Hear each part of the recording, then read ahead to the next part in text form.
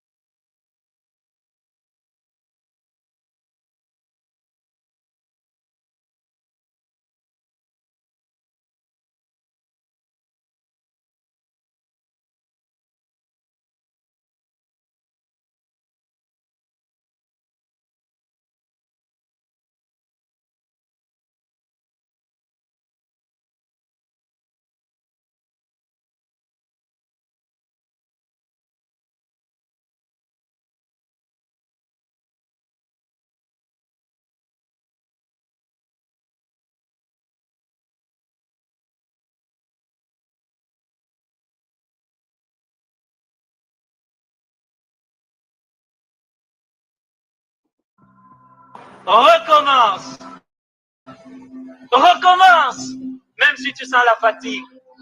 Même si une erreur te fait mal. Même si une trahison te blesse.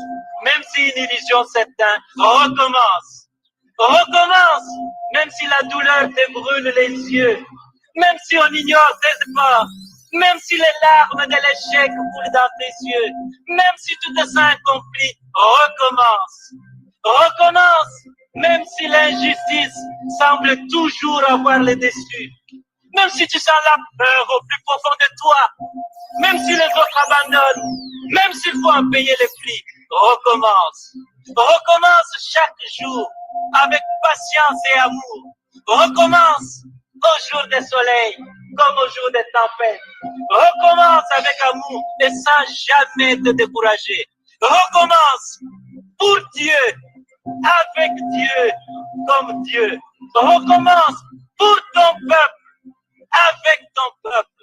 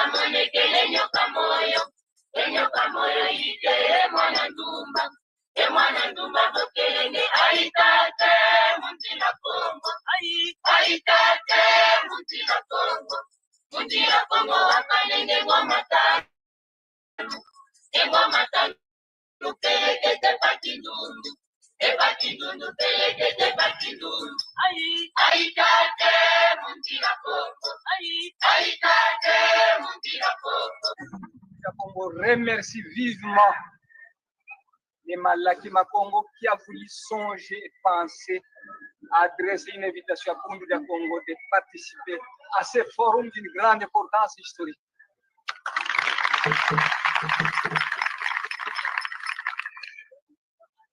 Longia Congo a dit un peuple qui perd sa langue et qui oublie sa culture ressemble à un arbre déraciné, tôt ou tard fanera.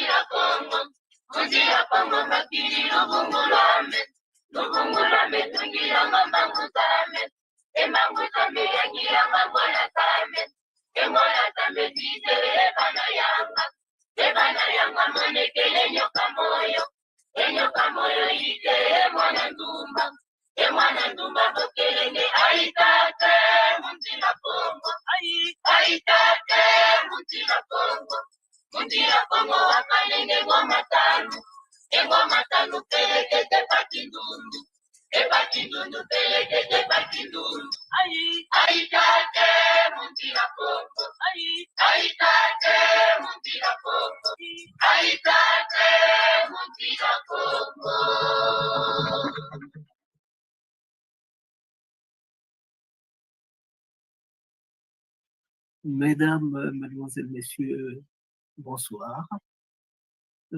Vous allez nous excuser pour ce temps de retard que nous avons eu. C'est dû simplement à des caprices techniques. Aujourd'hui donc, nous allons vous présenter notre émission de ce jour. Nous, c'est Malaki Afro-Congo Tivou. Et aujourd'hui, nous allons vous parler de la place des Congos dans la guerre de libération de Haïti et ses conséquences en terre Congo. En fait, ce que nous voulons faire aujourd'hui, étant donné que le thème est très sensible, pour les intellectuels, mais aussi pour le petit peuple. Parce que simplement, c'est des choses que nous avons sur notre peau, que nous vivons tous les jours, sans naturellement savoir quelles en sont les origines.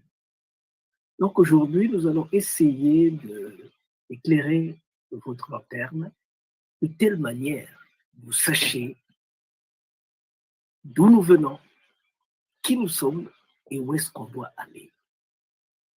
Quand je dis nous, je suis en train de parler du peuple Congo. Celui que vous parle, c'est le prince de Nsundi, Massengo Mabogolo. Et ce que notre chaîne, c'est Malaki Afro-Congo Tivou. C'est Malaki Afro-Congo Tivou. C'est donc cette chaîne aujourd'hui qui va essayer de déballer.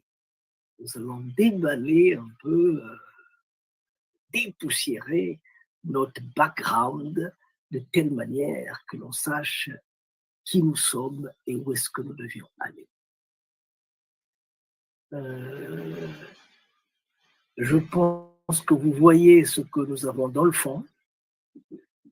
Ce que nous avons dans le fond, c'est un homme qui vient de nous quitter. Ce que nous voyons dans le fond, donc, c'est un homme qui vient de nous quitter. Cet homme, c'est monsieur Jean-Claude Mbongolo. Jean-Claude Mbongolo Zungawala. Il vient donc de nous quitter, mais je pense qu'il ne nous a pas quittés parce que ce genre d'homme ne peut pas mourir. Ce genre d'homme n'est pas fait pour mourir. Petit David ne mourra jamais. Plutôt, quand il disparaît, comme disait Toussaint Louverture, vous avez coupé l'arbre, mais il repoussera parce que ses racines sont nombreuses et profondes. Voilà. Paix donc à l'âme de Jean-Claude Mbongolo Tatazunga. Et nous estimons qu'il va continuer à être avec nous. Il va continuer à nous pousser d'aller de l'avant. Il va continuer à nous pousser de dire aux petits-fils de nos petits-fils ce que les parents de nos parents ont vécu. Parce que c'est le message que notre grand-père Zungamwala nous a donné, celui de dire aux petits-fils de nos petits-fils ce que les parents de nos parents ont vécu. Voilà. J'estime qu'il y a d'autres qui sont des amis qui sont encore en train, étant donné que nous avons commencé en retard, ils ont dû zapper ailleurs pour voir ce qui se passe à gauche et à droite. Nous allons donc mettre un peu de musique de telle façon qu'on leur rappelle à la réalité, qu'on leur dise que les choses se passent par ici.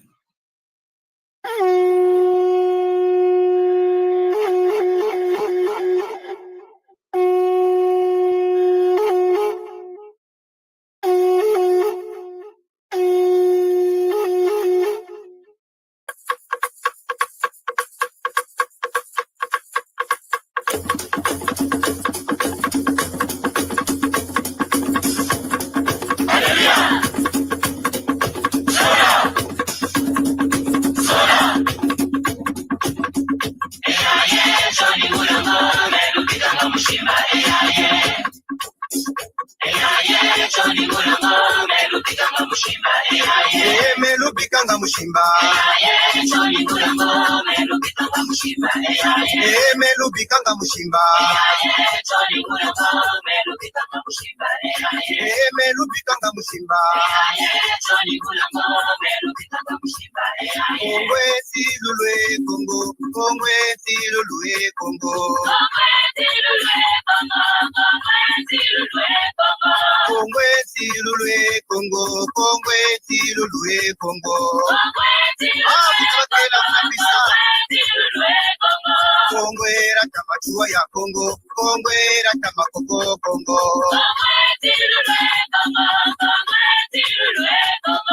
Lumona di wonge balaba di lumona di wonge sambileno Lumona di wonge balaba di lumona di wonge sambile Congo Ngolipuka Mbebe, c'est-à-dire que l'on veuille ou non, Congo, avec la force du spirit, retrouvera son chemin, retrouvera sa voie. J'estime que les amis que l'on attendait sont arrivés, parce qu'aujourd'hui, 18 novembre 2023, Malaki Afro-Congo TV et le Prince Nsudi vont vous parler de la place des Congos dans la guerre de libération de Haïti et ses conséquences en terre Congo.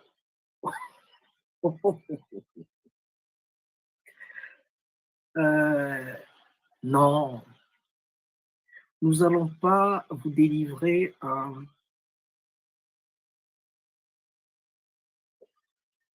la présentation. Elle doit être disponible pour tout le monde. Personne ne doit se sentir exclu de ce qui se dira ici. Je veux dire que nous n'allons pas utiliser la langue de bois.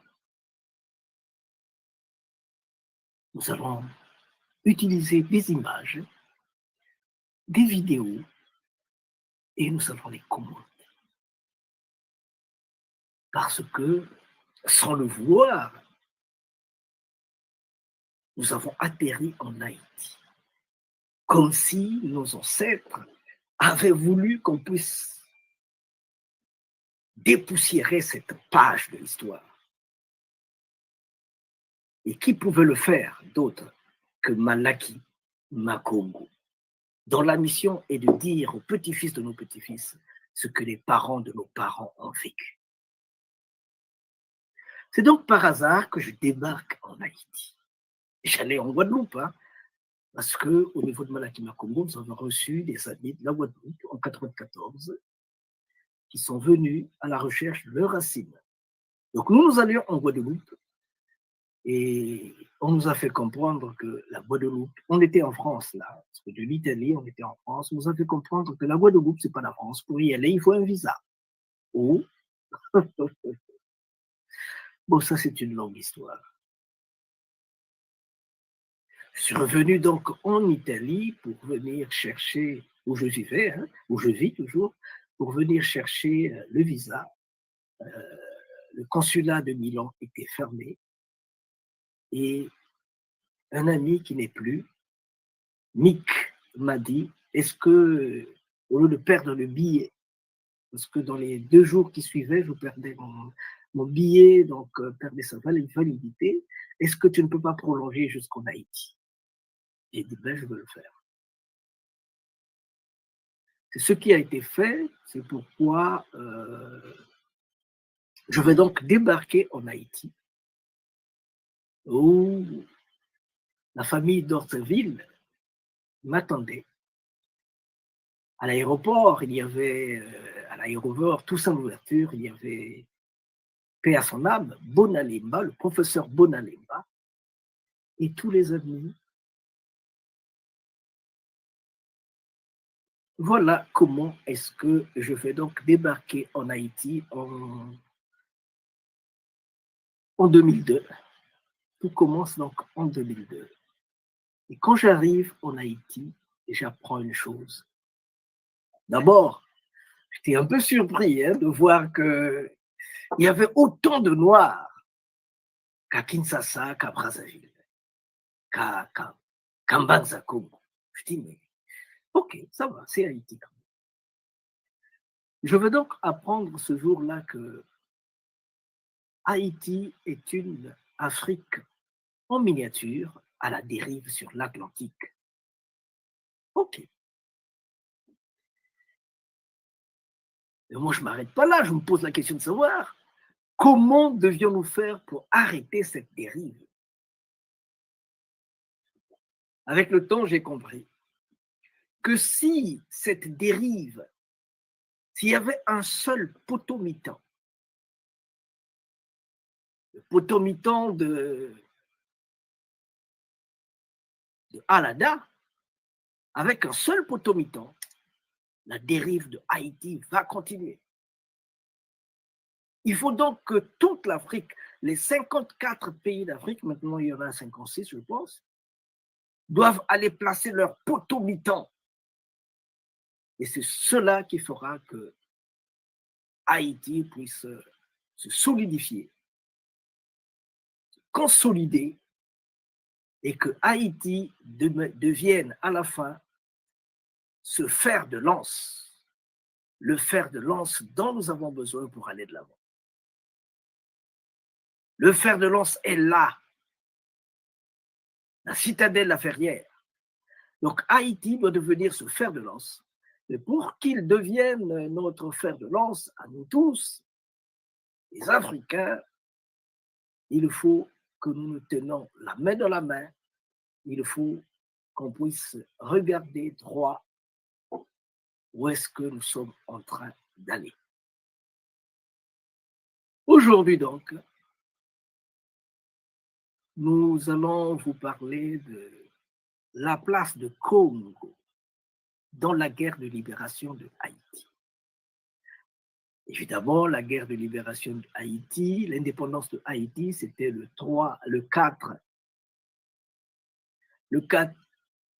1er janvier 1804. Mais la guerre elle-même, elle a pris fin, même si elle continue jusqu'à présent. Mais la guerre elle-même, elle a pris fin, je dirais, le 18 novembre 1803. c'était à Vertières, quand l'armée de Napoléon Bonaparte et tout le conglomérat, parce qu'ils étaient là tous, les Américains, les Anglais, les Français, les Italiens, les Hollandais, les Suédois, les Espagnols, ils étaient là, tels qu'ils ont attaqué Kadhafi, ils étaient là tous, les charognards.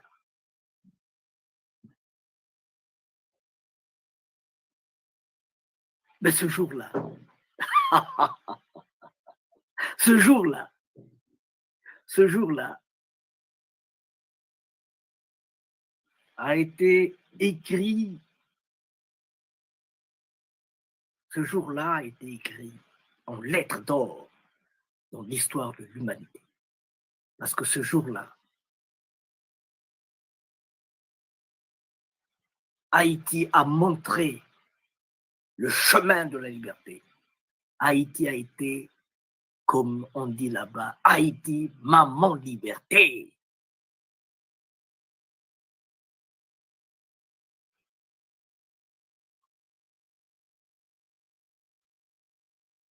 Donc, s'il vous plaît, aujourd'hui, nous allons donc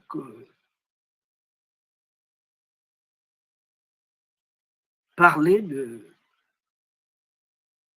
l'indépendance de Haïti, dans sa dynamique humaine, spirituelle, historique, économique.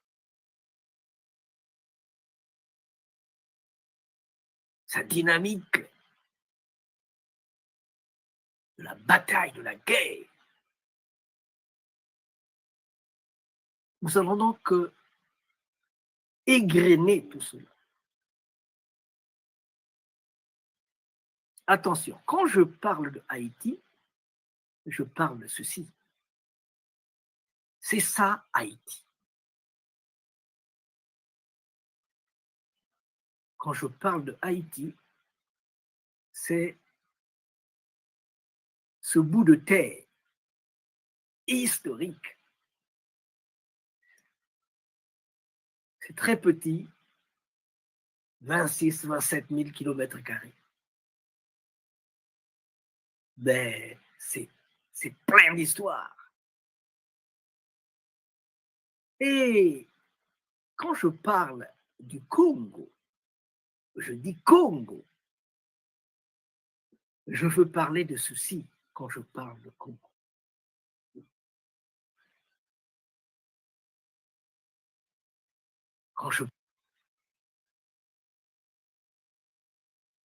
Congo, donc, c'est une partie de terre de l'humanité. Mais Congo, c'est aussi un peuple qui a son histoire.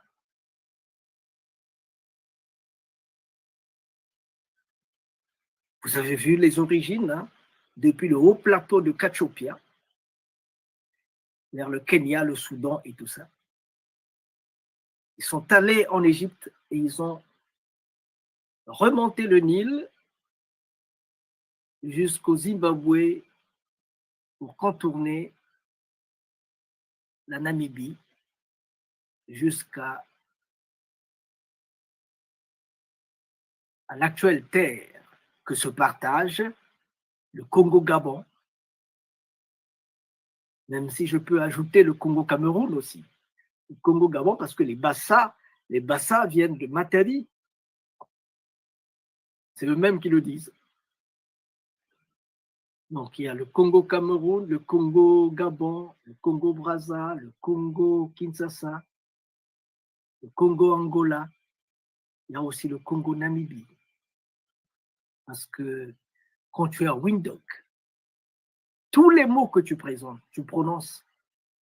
Il suffit de mettre O, O, O, O, O, O, O. C'est notre langue, la langue du Congo.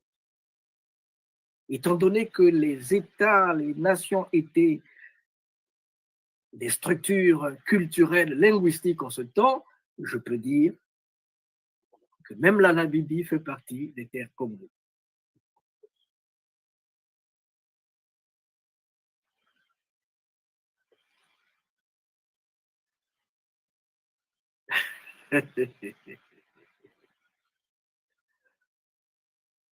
Alors, c'est quoi Congo? C'est quoi Congo?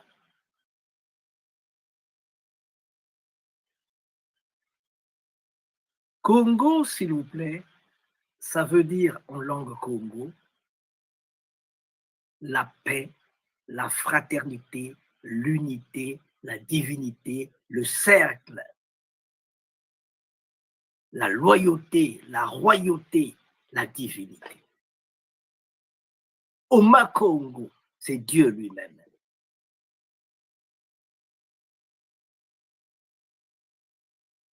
Quand un chef de tribu, de clan, quand l'oncle appelle son neveu, le neveu répond Congo pour dire mon roi, mon seigneur. Mais Congo, littéralement, veut dire Kwengo.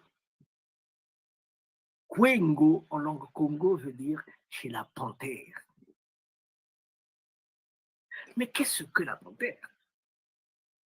La panthère, c'est cet animal-là qui vit dans les arbres, silencieux, taciturne. Il vit dans les arbres. Il descend pour aller chercher à manger. Quand il a attrapé un repas, un antilope, il repart dans les arbres parce qu'il veut manger tranquillement. Il faut se reposer et regarder et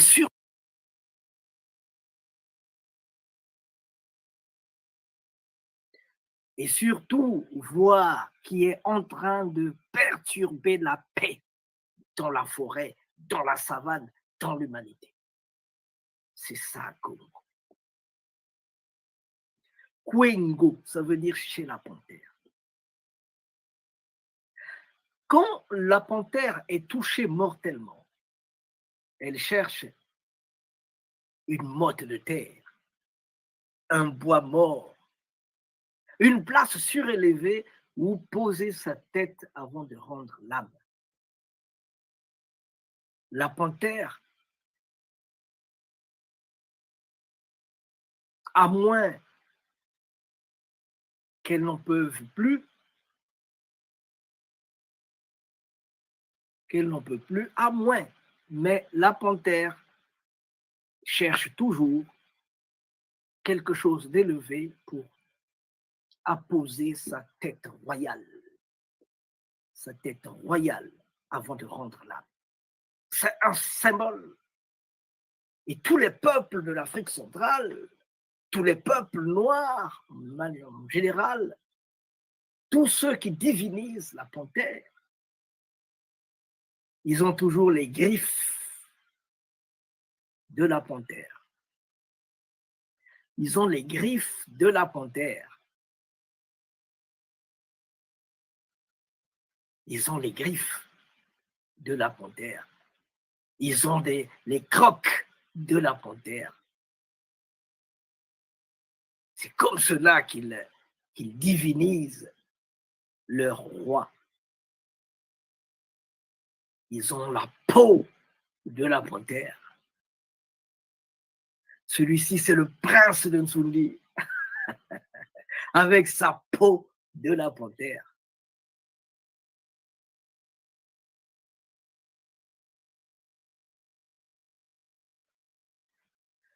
Donc, Congo est très lié à la discipline.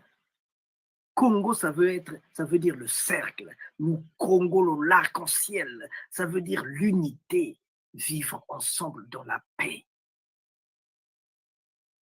Les Congos ont une chose très importante, le respect de l'humanité, le respect des êtres vivants, le respect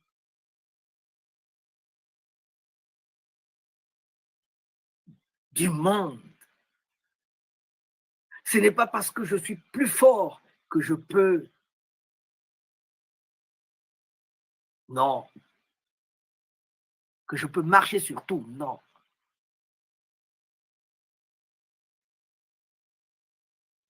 Il faut respecter même les êtres les plus fragiles. D'ailleurs, ils ont besoin de protection, ces êtres-là.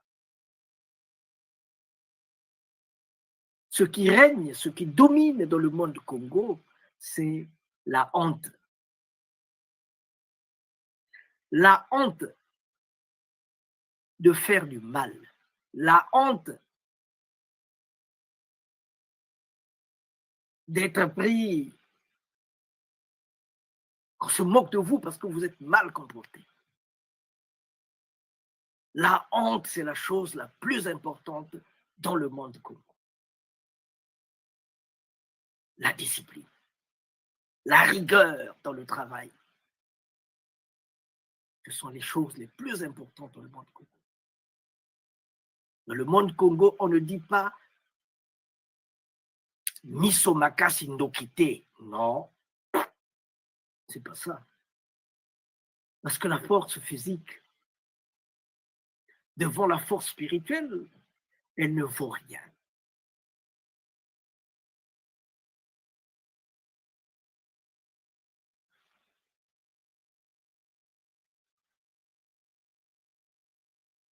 Donc je disais que les Congos, c'est la discipline. Et les Congos sont partis des terres Congo de l'Égypte pour s'étendre dans le monde. La langue Congo est parlée dans, vous la retrouverez dans les fonds et bas-fonds. Quand vous allez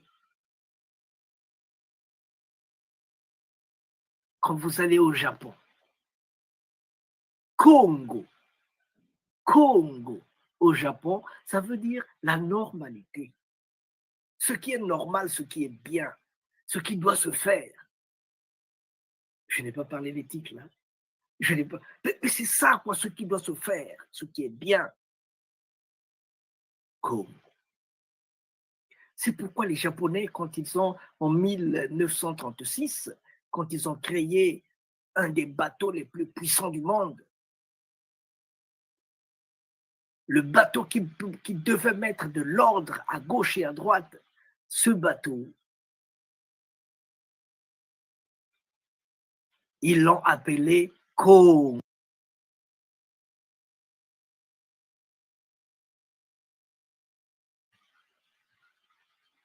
Congo. Ils l'ont appelé Congo, ce bateau. C'est un cuirassier le plus rapide, le plus évolué technologiquement.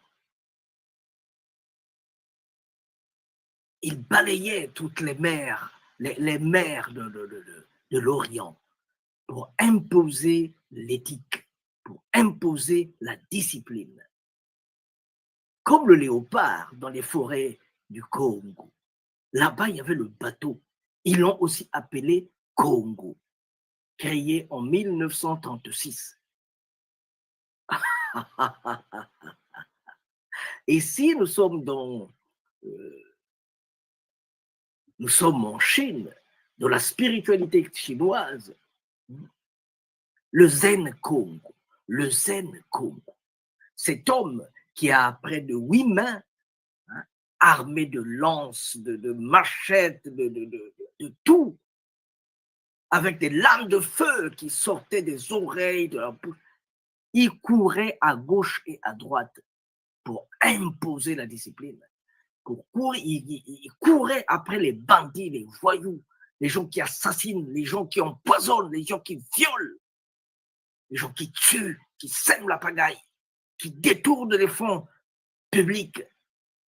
Il court après tout ce monde-là pour leur dire stop. Et les populations lui donnaient des sandales pour qu'il puisse courir auprès de tous ces voyous. Zen Congo. Là, nous sommes dans la spiritualité chinoise. Zen Congo. En dehors du bateau Congo, ici, nous avons Zen Congo. dans la spiritualité chinoise.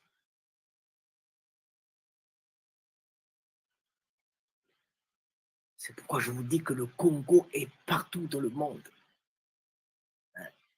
Le Congo est partout et la logique est la même. C'est la discipline. Là. C'est pas parce que tu es plus fort que tu peux marcher sur n'importe quoi. Non. La discipline, le bien-être. Ici, voilà, nous sommes au Sri Lanka. C'est le gardien des temples. Le gardien des temples. Lui aussi, on l'appelle Congo. Donc, il est là, il doit mettre l'ordre chez tous ceux qui ont mal fait et qui sont en prison. Et tout ça, c'est Congo. Lui aussi, au Sri Lanka, on l'appelle Congo. Comment se fait-il que le léopard ou le grand chasseur, le chasseur émérite au Congo, on l'appelle Congo, mais aussi de l'autre côté, ceux qui font des bonnes choses pour la population, on les appelle Congo. Comment?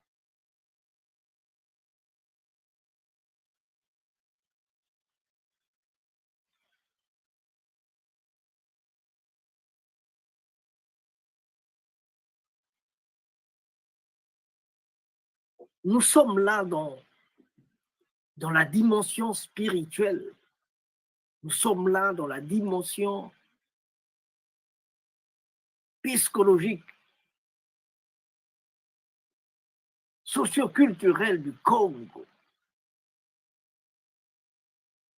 C'est celui qui impose la discipline, à commencer par lui-même.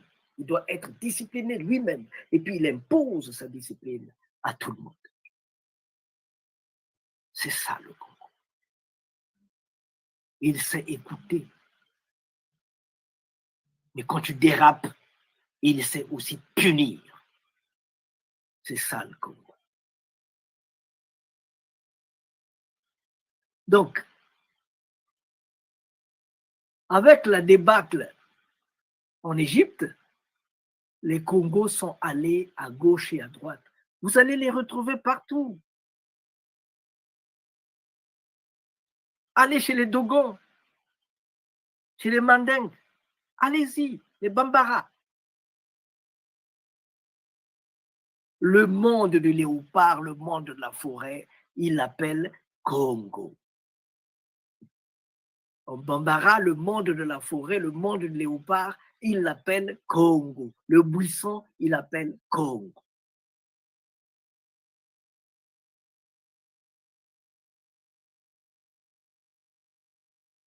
Donc voilà, ce peuple,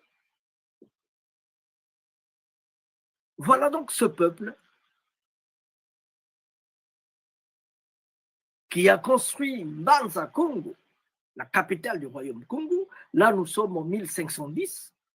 C'est le roi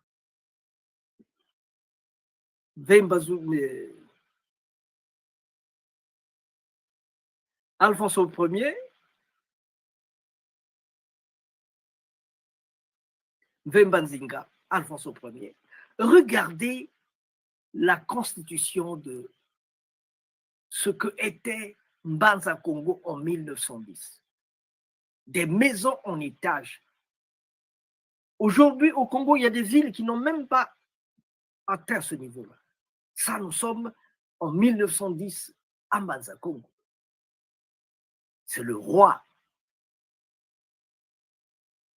qui avait malheureusement accepté d'adhérer à la religion catholique. Ils ont dit, nous acceptons les Portugais, quoi.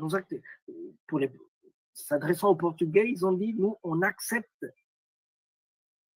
Parce qu'ils se sont rendus compte que technologiquement, ils étaient plus avancés. Nous, on accepte votre savoir, le transfert de technologie. Nous acceptons votre spiritualité. En échange, nous avons besoin de votre technique.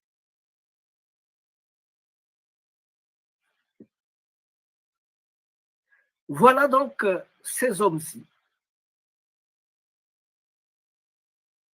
Voilà donc ces hommes-là, ces hommes qu'on va amener en esclavage.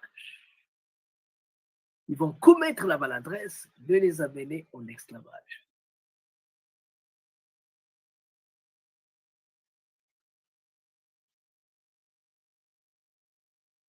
Au début, c'était difficile. Hein?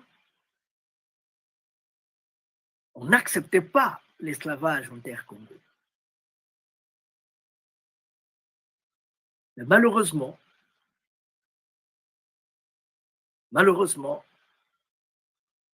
les gens que les Portugais, les Espagnols, les Portugais envoyaient au Congo pour venir dispenser pour le transfert de technologie, mais aussi pour venir dispenser surtout la spiritualité, ces hommes-là venaient, mais ils faisaient la promotion de l'esclavage. Nuitamment, ils mettaient la main sur les communautés et ils allaient les vendre, ils allaient les échanger, les vendre avec les esclavagistes, chez les esclavagistes. C'est donc dans ce cadre-là, parce que ceux que l'on envoyait de l'autre côté, c'était en majorité des gens qui se comportaient mal, il fallait les éloigner. Mais il y a des gens qui ont voulu faire la promotion de l'esclavage. C'est ce qui a été fait, donc vous allez voir que beaucoup de gens vont se retrouver de l'autre côté de l'Atlantique. Beaucoup de gens vont se retrouver de l'autre côté de l'Atlantique. C'est d'ailleurs pourquoi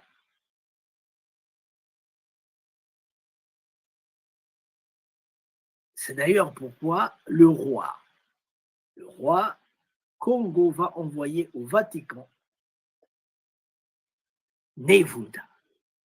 Nevunda, c'était un grand intellectuel, le neveu du roi. C'est lui qu'on a envoyé en 1604 pour aller rencontrer le Saint-Père en tant qu'ambassadeur du royaume Congo. Pour aller rencontrer le Saint-Père, le pape, et lui dire que le Congo ne veut plus continuer à travailler avec des gens qui sont des esclavagistes. Le Congo veut travailler avec le Vatican. Et le Congo, donc lui, l'ambassadeur, il doit choisir qui doit aller en terre Congo et qui ne doit pas aller en terre Congo. Qui devions-nous envoyer en terre Congo? Qui a la possibilité, le droit d'avoir le visa pour aller au Congo? Nevunda. Il parlait près de 5 langues. Il est parti en 1604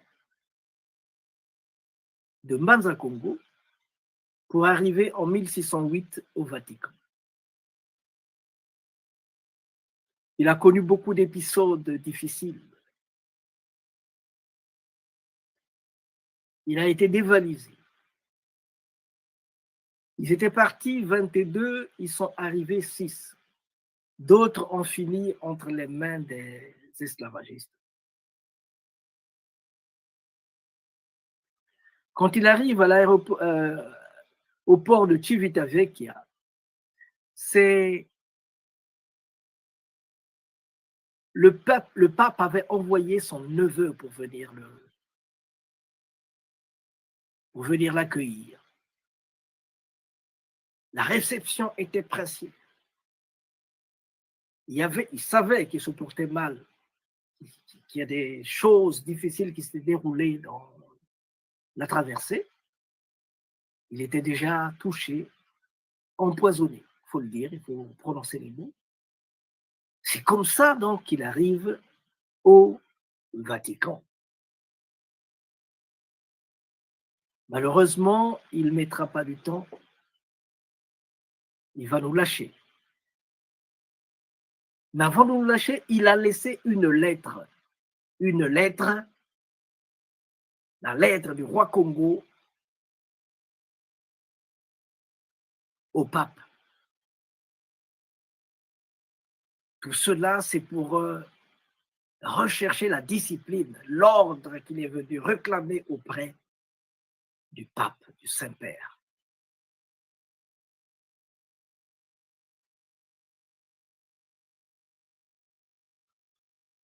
Donc, voyez la catégorie, la qualité des gens qu'on envoie à Mbanza Congo, qu'on envoie en esclavage.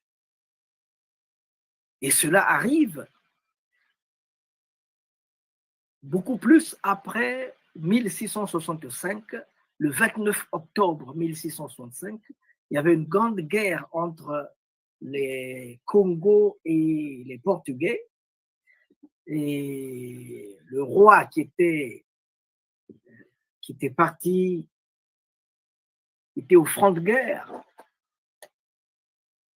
il avait été touché. C'était un jeune tribun et tout ça, il voulait mener le groupe, il avait été touché. Et avant d'être décapité,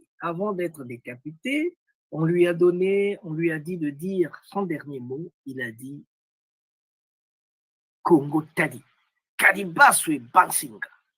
Le Congo est une pierre qui ne doit s'effriter.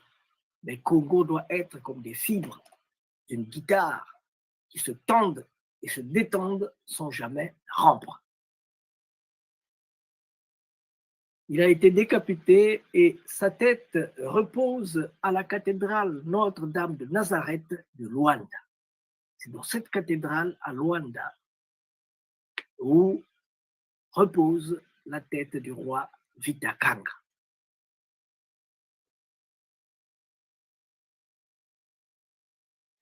C'est donc pour vous dire que les Congos avaient une armée, l'armée plus ou moins la plus puissante d'Afrique.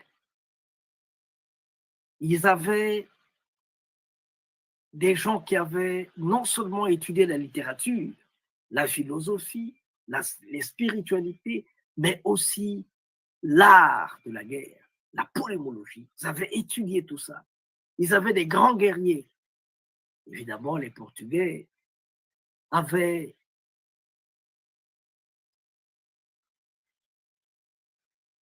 des techniques plus avancées, donc ils ont réussi à détruire l'armée du roi.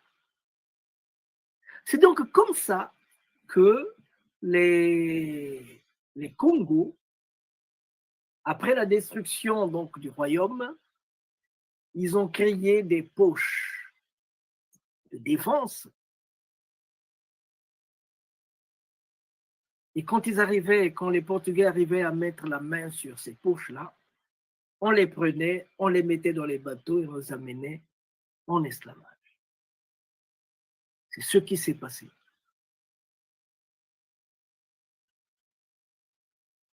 La résistance était farouche, mais il y a eu beaucoup de gens qui ont traversé l'Atlantique dans le cadre de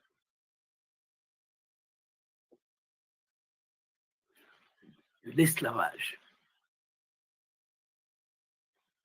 Et Mbanza Congo, malheureusement, après tout cela, Mbanza Congo a été détruit. Mbanza Congo a été détruit. Les maisons en étage, aujourd'hui, voilà ce que l'on trouve à Mbanza Congo. Ouais, c'est à reconstruire, même si nous avons encore le musée royal, le musée des rois du Congo qui existe. Mbanza Congo, aujourd'hui, a été proclamé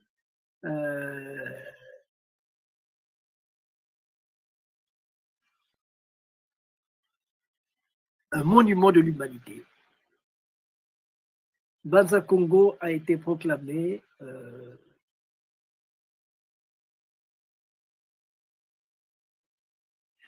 une ville culturelle monument de l'humanité par l'UNESCO. Donc voilà plus ou moins les Congos. Ils étaient les Portugais qui sont arrivés. Les Portugais qui sont arrivés, ils ont dit, mais on ne pensait pas retrouver de l'autre côté de l'Atlantique, on ne pensait pas retrouver dans les forêts de l'Afrique équatoriale, ils ne pensaient pas retrouver une ville et une civilisation aussi avancée.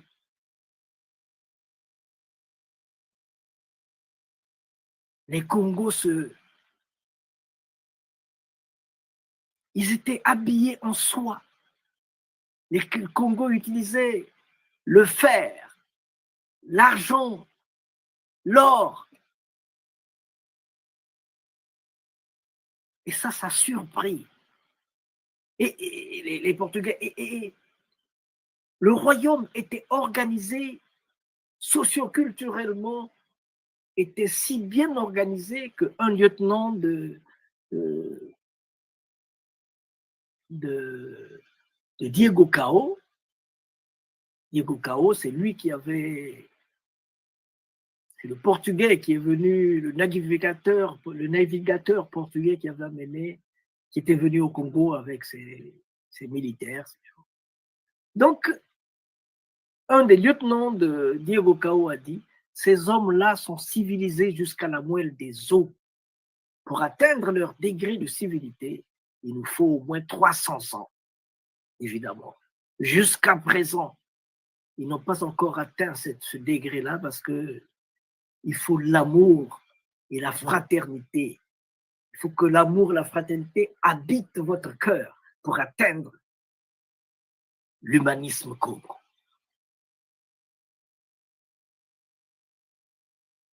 Donc c'est ce peuple culte, c'est ce peuple cultivé, c'est ce peuple discipliné qu'on va déporter de l'autre côté de l'Amérique.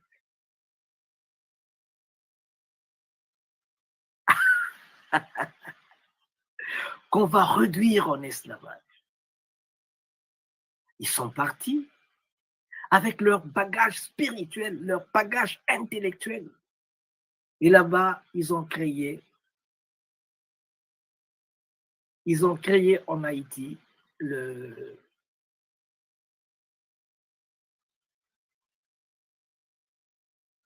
Lemba. Ils sont partis avec le Lemba. Dans la culture Congo, la spiritualité Congo, il y a le Kimpasi et autres, mais il y a le Lemba surtout. C'est pourquoi un des prêtres, quelqu'un qui était de la religion catholique, M. Pedro, qui était de la religion catholique, mais aussi qui connaissait la spiritualité africaine. Donc c'est lui qui a développé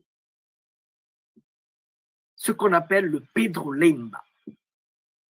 Le Pedro Lemba. La spiritualité Congo de Haïti. Pedro Lemba. On dit que quand, avec le Rara, vous n'arrivez pas à régler un problème, quand les Haïtiens essaient de régler le problème avec le Rara et qu'ils n'arrivent pas, ils rentrent au vaudou, ce qu'on appelle le vaudou aux yeux rouges, qui est le Pedro Lemba. Bon, il y a certaines gens qui disent que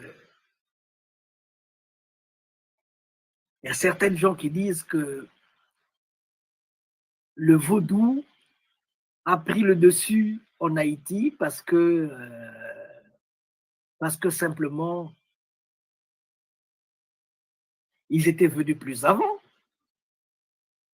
sûrement mieux structurés que les autres. Et ça, j'en parlerai un peu plus tard quand on arrivera dans la partie du vaudou. Et dans mon livre, les recherches que nous faisons en Haïti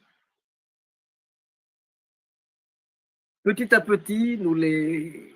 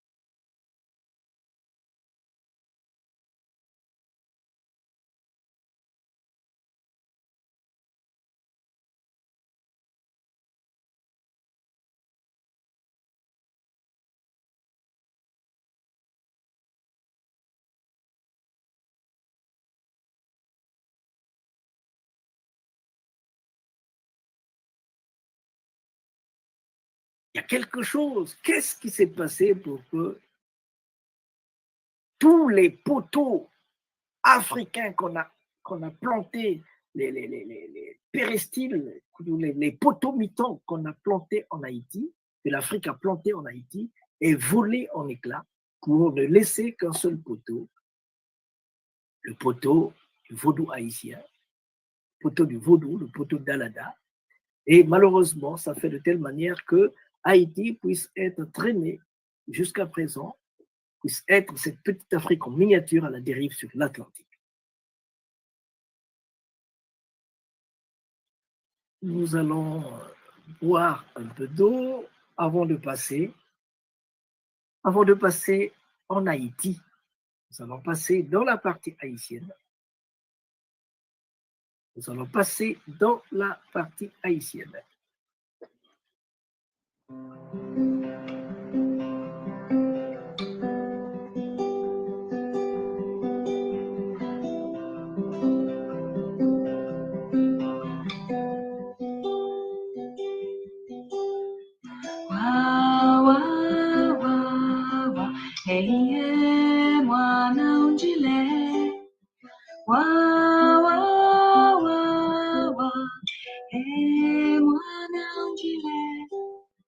Yambula bidiru bya kumamanga, ibyo biyana bupelo.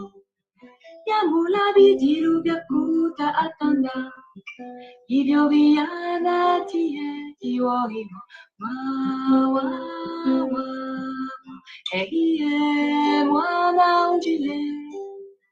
Wa, mwana unjile. Voilà, nous y sommes. Pour ceux qui viennent de prendre la balle au bon, nous sommes dans notre émission de tous les... Bon, c'est spécial, hein, cette émission. Nous allons parler de la place des Congo dans la guerre de libération de Haïti et ses conséquences en Afrique. Et pour cela, il y a plein de choses qui ont été dites dans la littérature. Plein de choses ont été dites dans la littérature. Évidemment, dans cette littérature, il faut savoir que ce qui a été dit par les colons. Ce qui a été dit, comme je venais de le dire, a été dit par le colon, dans ce sens qu'il n'avait aucun intérêt de nous dire la vérité. Il n'avait aucun intérêt de nous dire la vérité. L'éducation coloniale n'avait pas pour intérêt de favoriser la libération du peuple noir, surtout les Congos. C'est pourquoi plein de choses qui nous ont été dites ont été dites, ont été arrangées, confectionnées de telle façon que nous soyons toujours intellectuellement colonisés. Comme disait Cheikh Anta Diop, on vous libère, vous êtes libre, mais vous allez jusqu'au seuil de la porte et vous revenez chez le maître pour prenez vous-même les chaînes et vous les remettez sur le cou. Ça, c'est Cheikh Anta Diop qui le dit. Donc, nos intellectuels ont étudié ce qu'il ne fallait pas étudier. On leur a dit que leurs ancêtres étaient des Gaulois. Un mensonge, quand il est répété beaucoup de fois, à maintes reprises, devient une réalité. Ça s'impose dans votre tête comme une réalité.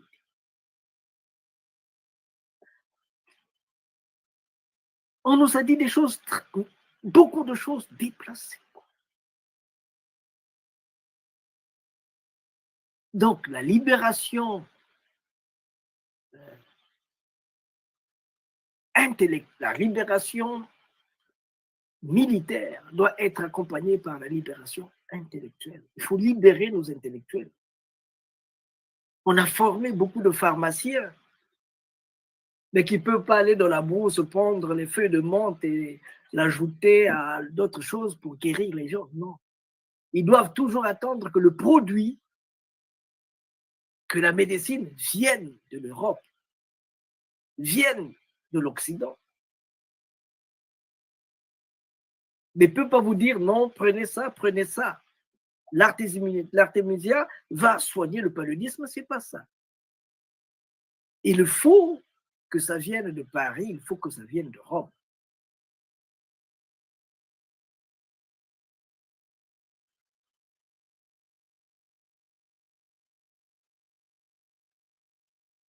Donc nous avons encore des problèmes intellectuels, des problèmes culturels. Les chaînes qu'on avait dans les mains, on les a maintenant dans la tête.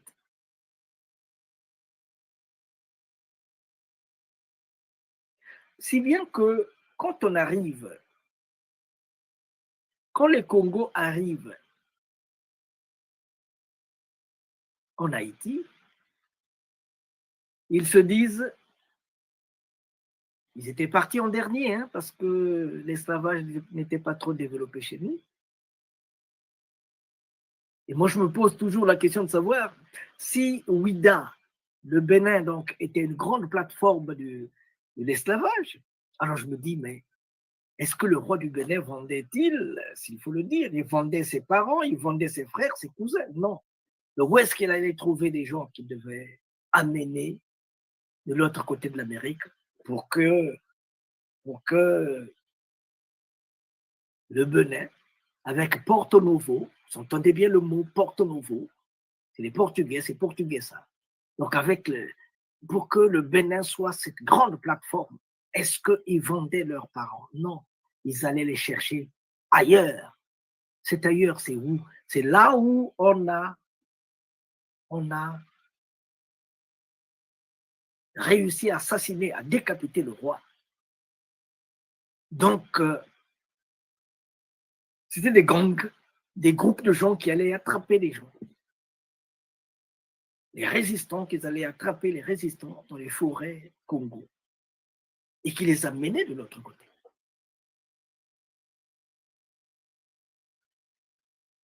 Et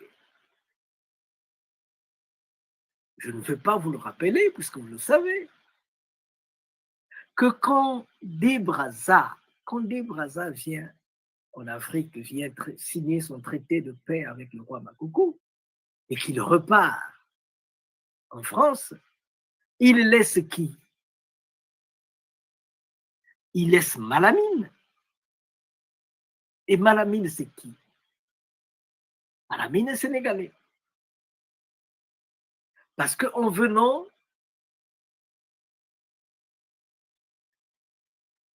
des Brazza étaient venus avec une trentaine de soldats aussi.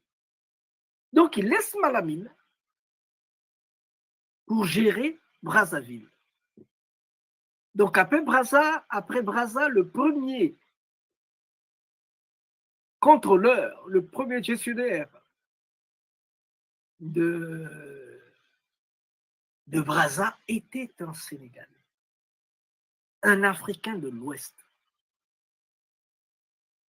C'est-à-dire que jusqu'à présent, vous voyez qu'il y a toujours des accointances, il y a toujours des choses que nous, en Afrique centrale, on n'arrive pas à gérer, on n'arrive pas à contrôler. Donc, après la libération des Français, ils ont laissé sur le terrain les Africains de l'Ouest qui travaillent pour les Européens. Il n'y a pas seulement que des Africains de l'Ouest. Le président du Congo-Brazza vous a dit que ses origines étaient ivoiriennes, qu'il venait, que son père venait de là-bas, qu'ils avaient été déportés au Congo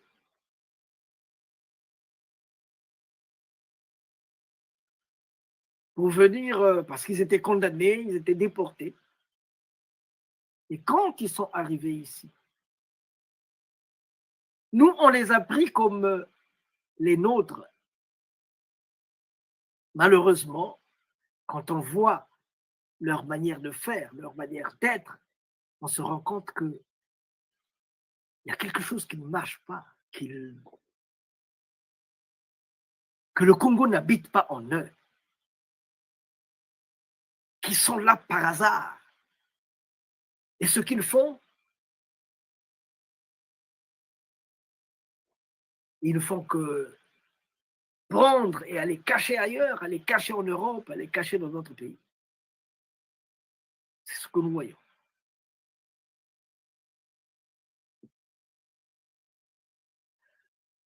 Si bien que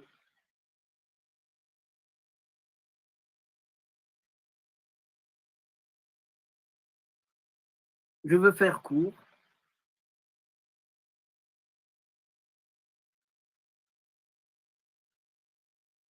Si bien que en Haïti, selon les archives de Haïti, on vous dira que la population de Haïti est formée à 75%, des gens en provenance des terres Congo. 75%. Mais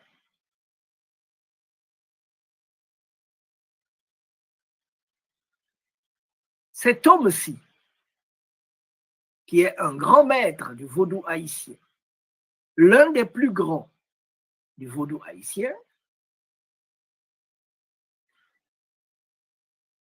excusez-moi, je dois le retrouver,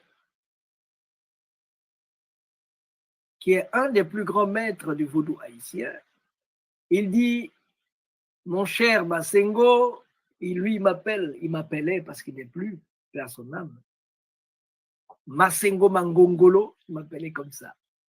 Parce que moi, Ngongolo, c'est le mille pattes. Hein. En Haïti, on l'appelle aussi mille pattes. Parce que moi, je vais à gauche et à droite, je vais là où les Haïtiens ont même peur d'aller, moi, je vais. Bon. Je ne le retrouve pas, mais on trouvera un de ses passages quelque part. Il dit, ceux qui ont écrit cela, c'est des intellectuels, mais ils vivent dans leur tour d'ivoire. Moi aussi, je suis un intellectuel, mais je vis dans le peuple. Je suis un intellectuel, je vis dans le peuple. Et je te dis, mon cher Masengo, qu'il faut voir ce chiffre-là à la hausse. Parce que la congonité est tellement présente en Haïti qu'on ne peut pas se dire que cela se limite à 75%. Au Congo, c'est pas simplement, il y a plein de paroles dans le créole. Il y a plein de paroles Congo. Vous avez par exemple l'Embanzaou. Ça, c'est dans le panthéon de des esprits de tradition Congo, dans le vaudou haïtien. Le panthéon est très long. Vous avez l'Imbanzaou, Simbiankita, Magasa, c'est Mapasa. Magasa Congo veut dire comment on appelle ça, les jumeaux. Simbi Maza, ce sont les sirènes, hein, les Simbi, c'est les esprits de l'eau. Briser Makaya, donc ils ont des séances dans la spiritualité du vaudou où il faut macérer les plantes.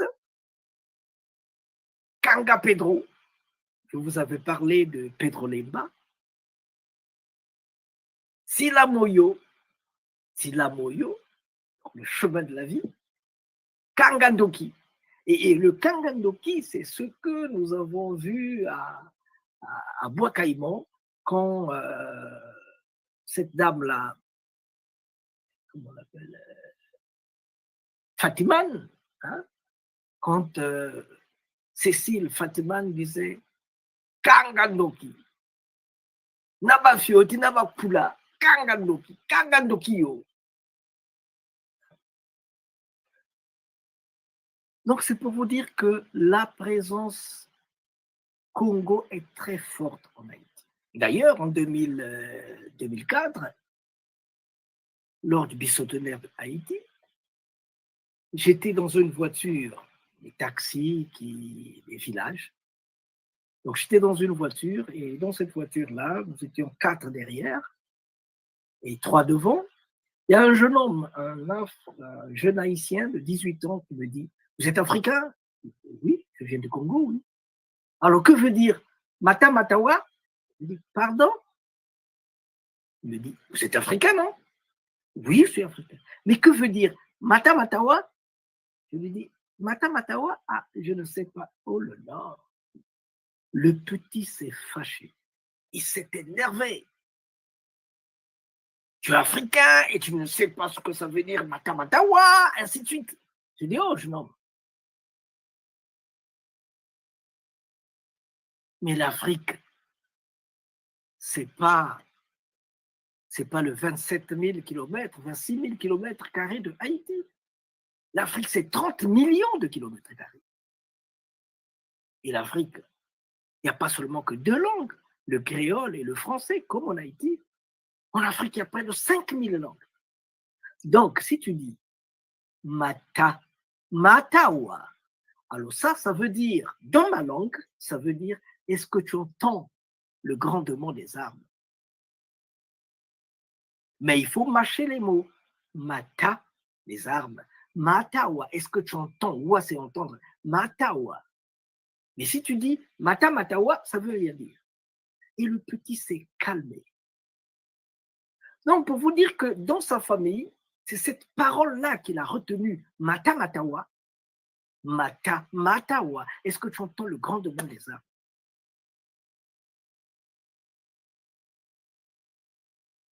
Donc, c'est pour vous dire que le Congo est présent. Tu vas à Jacmel, tu vas au Cap, tu vas partout, tu rentres dans un bistrot, c'est écrit Mamanzinga. Mamanzinga. Mais c'est Nzingambang. C'est Mamanzinga. La reine d'Angola, Mamanzinga. Mais comment se fait-il qu'une reine vende, qu'elle se mette à vendre ses collègues, ses compatriotes, et puis après, loin en Haïti, et ils disent il continue à proclamer, il continue à Mamanzinga, Mamanzinga. Comment?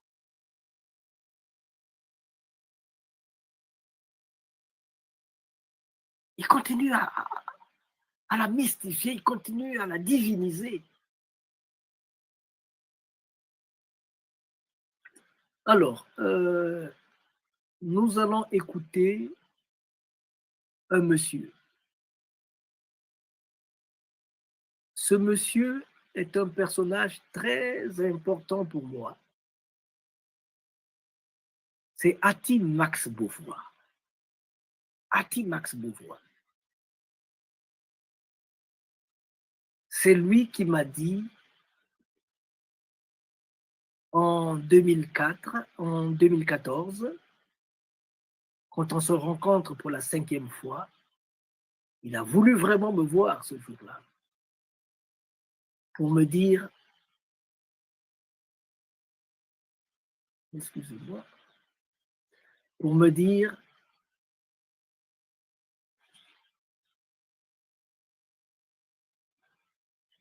la population haïtienne est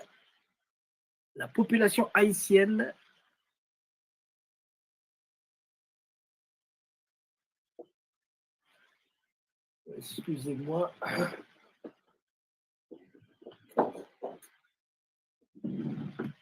bon, la population haïtienne est essentiellement congolaise, à plus de 75%. Il va me dire encore que notre modèle de guerre d'indépendance est un modèle Congo. Notre modèle de guerre d'indépendance est un modèle Congo. Selon lui, la population haïtienne est essentiellement congolaise.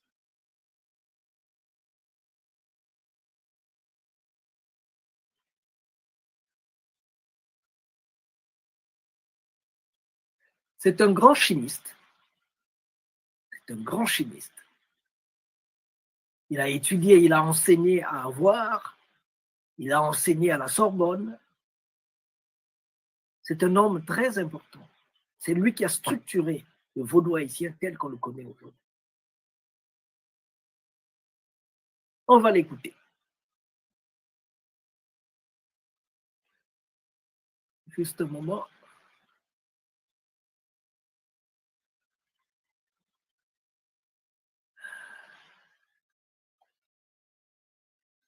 Oh, God bless me. On va donc l'écouter juste un moment.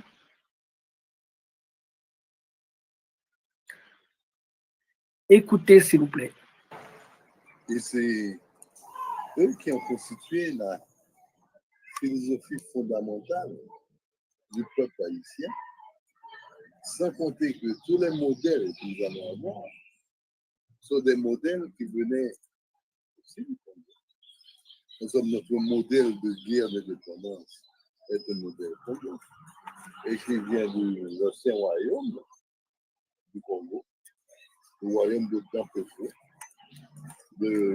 qui était roi du Congo, roi du Congo, roi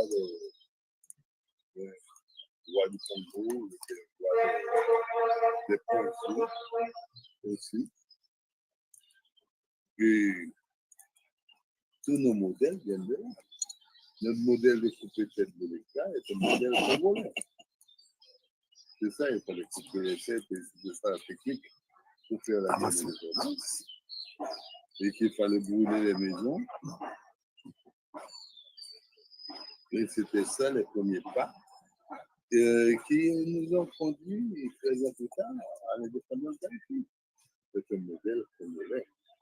Mais par contre, les gens qui suivent les livres de très près, des livres qui sont écrits par d'autres, d'autres qui ont d'autres visions, surtout des visions occidentales européennes, qui choisissent d'ignorer même les faits historiques Eh bien, vous dites, il n'y a pas de Congolais ici, pas du tout.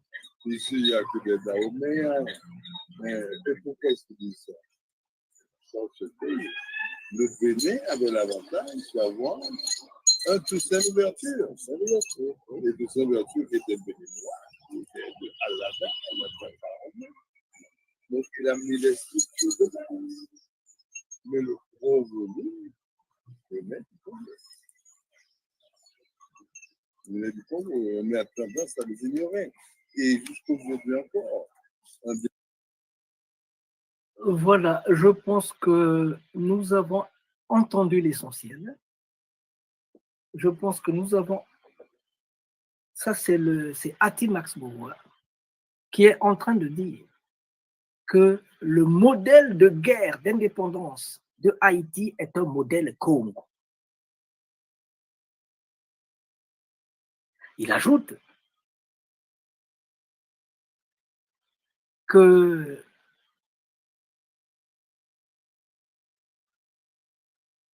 le Bénin avait l'avantage d'avoir un Toussaint Louverture qui avait mis les structures en place. Mais le gros du volume vient de Congo.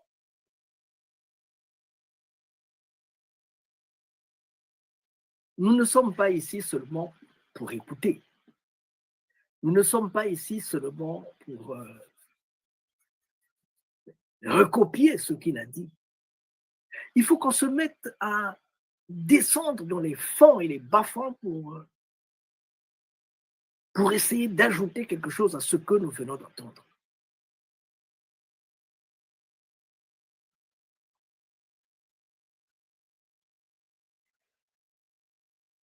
Il faut savoir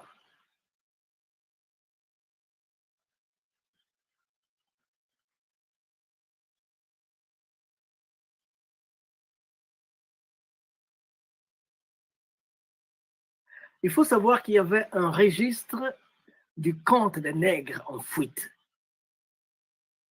et du décompte des esclaves fugitifs arrêtés.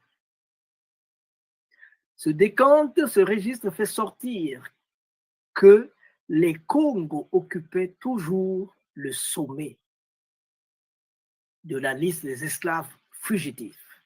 Ça, c'est Jean Foucard qui le dit en 1988.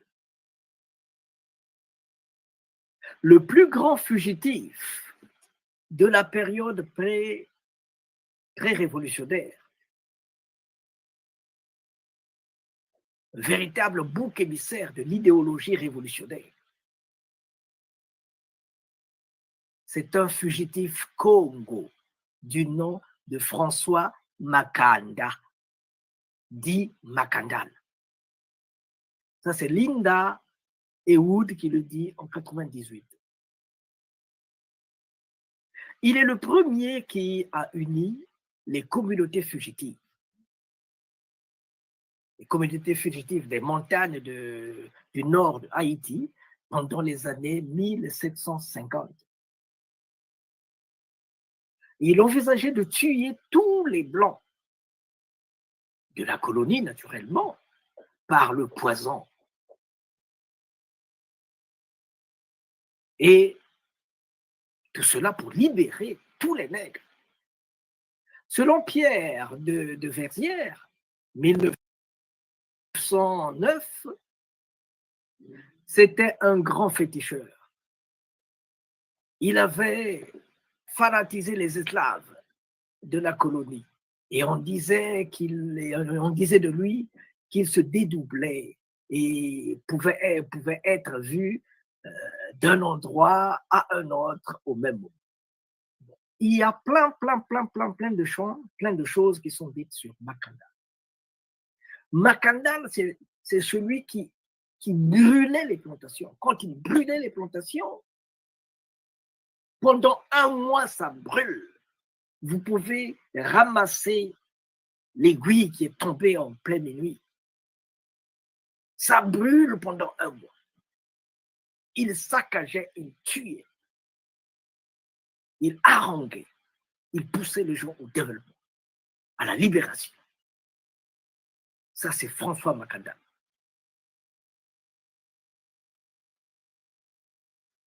Bon, il n'y a pas eu seulement que François Makandal, il y avait Makaya, il y avait Mavungu, il y avait Kanga, Télémaque Kanga, il y avait Racine Jean Zenga, Jérôme Plateau, L'amour d'errance, Romaine Rivière. Donc, tout ça, c'était des Congos.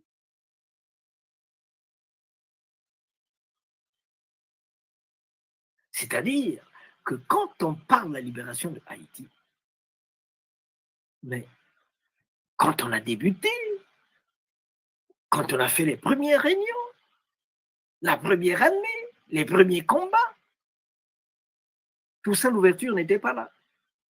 Toussaint Louverture était un maître d'esclaves. Et pendant tout ce combat, tout le combat de Toussaint Louverture, ce qu'il visait, c'est de faire de Haïti un département de la France, comme la Guadeloupe, la Martinique et autres.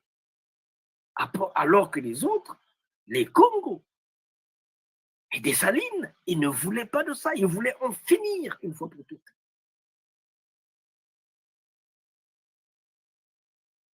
Maintenant, on vous dira plein de choses.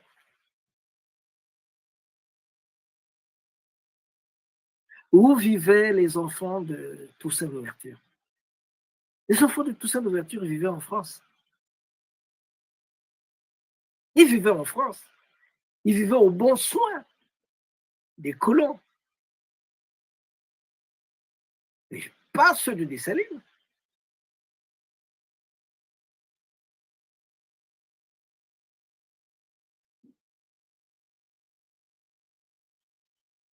Si bien que maintenant, on est en train de le comprendre. Hein.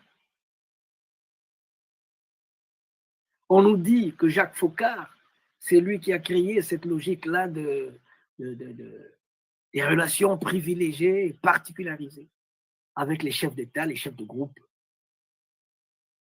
C'est la logique de la politique française, des relations privilégiées, personnalisées. Non, ce n'est que du café réchauffé. Depuis 1750,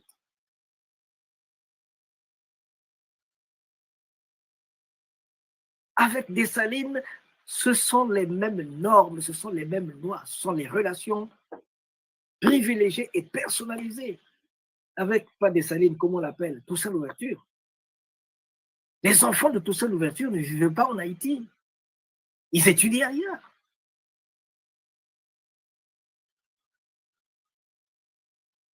Ils étudiaient en Europe. On aménageait Toussaint Louverture pour qu'il fasse de Haïti, pas un pays indépendant, mais un pays, un département de la France.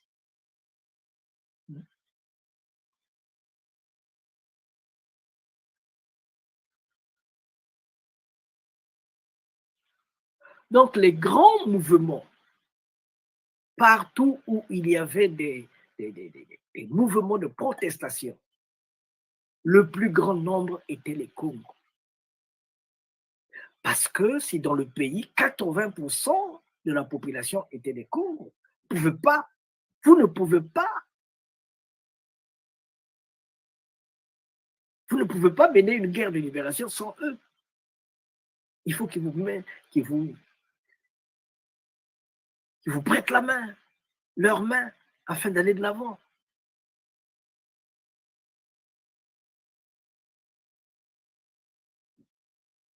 Si bien que les Congos, en allant en Haïti, ils ont développé leur spiritualité de combat, le pétrolemba. C'est une spiritualité de combat, c'est comme le matsouanisme. Le matsouanisme est une spiritualité de combat. Le pétrolemba aussi est une spiritualité de combat.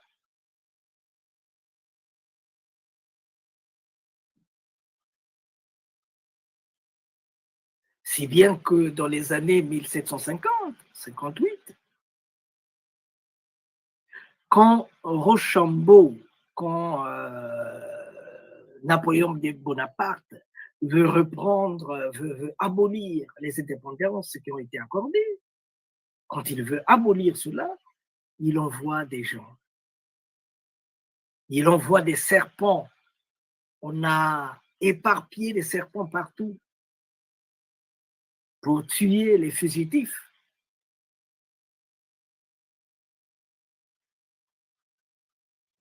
Et Rochambeau, le beau-frère de Bonaparte, il fait venir de Cuba 750 chats.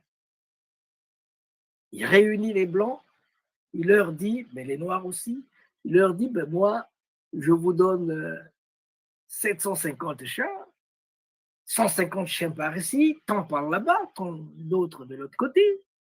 Il dit, je vous donne ces chiens-là, vous n'allez pas les nourrir. Oh, oui, mais parce que ça mange du noir. Vous allez leur donner à manger les recalcitrants, les bandits, les voyous, les fugitifs, vous allez leur donner à manger, parce que ces chiens-là ont été habitués à manger les hommes noirs. Je vais vous faire une démonstration. Donc, on a mis au centre un noir, on a libéré les chiens. En moins de 5 minutes, il n'y avait plus rien. Il avait désossé, ils avaient tout mangé. Il y a eu tellement de choses dont on ne peut peut-être pas raconter parce que c'est tellement méchant, c'est tellement mauvais. Alors, ils vont donc se retrouver à Bois-Caïman. Ils vont se retrouver à Bois-Caïman. Je ne sais pas si j'ai une image de Bois-Caïman ici. Ils vont se retrouver à Bois-Caïman. Et là-bas, ils vont décider que dans une semaine, on va attaquer. Chacun s'est préparé. Ils ont commencé à compter les jours. Et ce jour-là, quand il a sonné, c'était le carnage. C'était le carnage. Comme venait de dire Atimax Beauvoir. Brûler Caille. Caille, c'est la maison. Donc, il faut couper les têtes et brûler les maisons. C'était ça les techniques Congo. Et les Européens se sont dit, mais qui sont ces peuples-là qui, une fois, ils mettent la main sur une garnison, pourtant c'est des esclaves, mais ils manipulent les armes comme des bouts de pain. Qui sont ces hommes-là? On a dit, ah, là-bas, il y a les Congos. Il y a des Congos là-bas.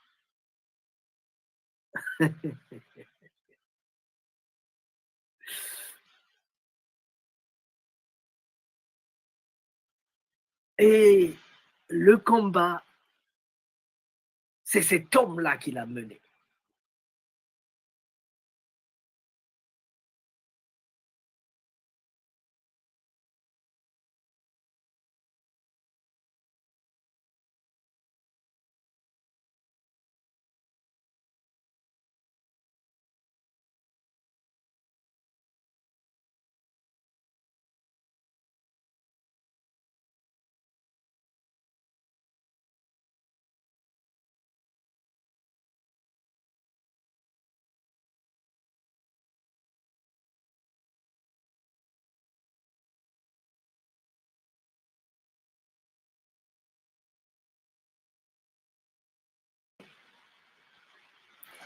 Capois la mort. Capois la mort. C'est le général de Dessalines, Capois la mort. Alors lui, il leur disait que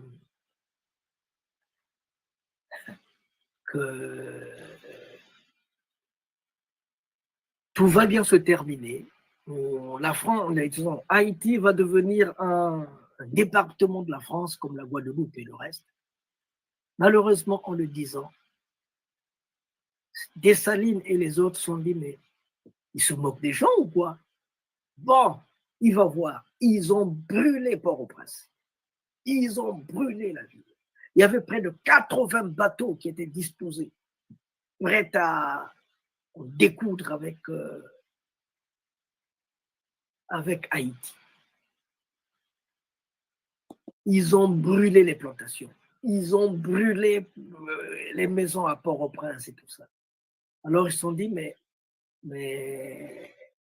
tout ça, mais qu'est-ce que tu nous racontes là? Tu nous racontes des choses alors que sur le terrain, on voit que nos maisons, les maisons sont détruites et tout ça. Donc il a été arrêté et emporté à Fort-de-France, en France. C'est seulement pour vous dire que cet homme-là, le 18 novembre, il a dit, moi je vais en finir. 1803, 18 novembre 1803, il a dit, je vais en finir avec les Européens.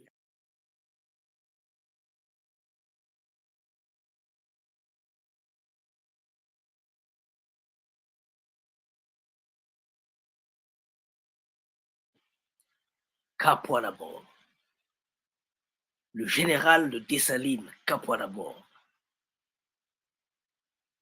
il était Congo. Et comme je venais de dire,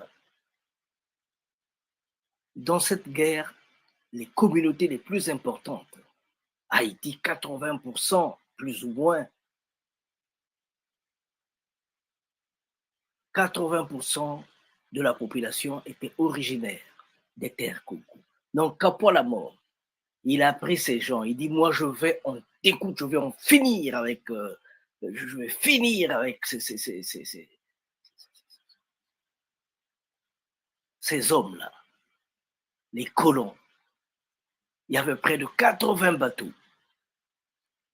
C'était quand même l'armée la plus puissante du monde, l'armée de Napoléon Bonaparte. À 5 heures du matin, à Vertières, à 5 heures du matin, il a déroulé la machine. Ça n'a pas marché. À 10 heures, ils sont repartis. Ça n'a pas marché. Beaucoup de blessés. À 14 heures, ils sont repartis. C'est la même chose. Alors là, vraiment, à 17 heures, ils ont dit, personne ne fera bac. On va foncer. Ils ont foncé. Un boulet de canon a effleuré son chapeau. Il dit, en avant! Un autre boulet de canon a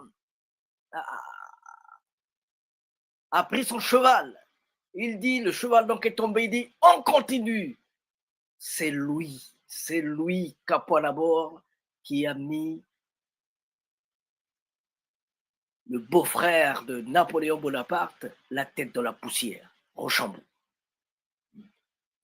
Et Rochambeau s'est dit, je te redonne le cheval. Le cheval, quand tu as bousillé, on te le redonne. Nous, ils ont sorti donc comme un drapeau blanc pour dire terminé, vous êtes plus forts. Alors ils se sont dit,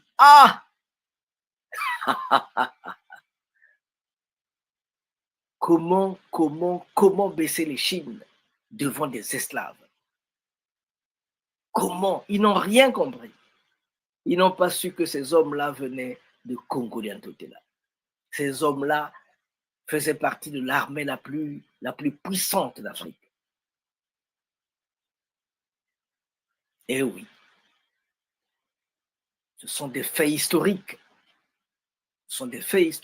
Donc, deux fois, les gens ne comprennent pas pourquoi est-ce que les colons, les Français, ils ont une haine viscérale contre les Congos.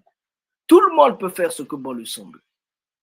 Mais à un Congo, on peut tout donner, mais jamais la terre. Pas la terre. Si tu lui donnes la terre, tu es foutu. Donc c'est ce qui s'est passé en Haïti. Deux fois, Il y a des gens qui nous font du mal, mais on ne connaît pas exactement cette haine d'où ça vient. Les écoles ont été, les enfants depuis les écoles ont été dressés contre les Congos. Ça, c'est les grottes où se cachaient les combattants, les esclaves. Donc, dans les écoles, on apprend aux enfants on a dit des choses impossibles sur le monde Congo.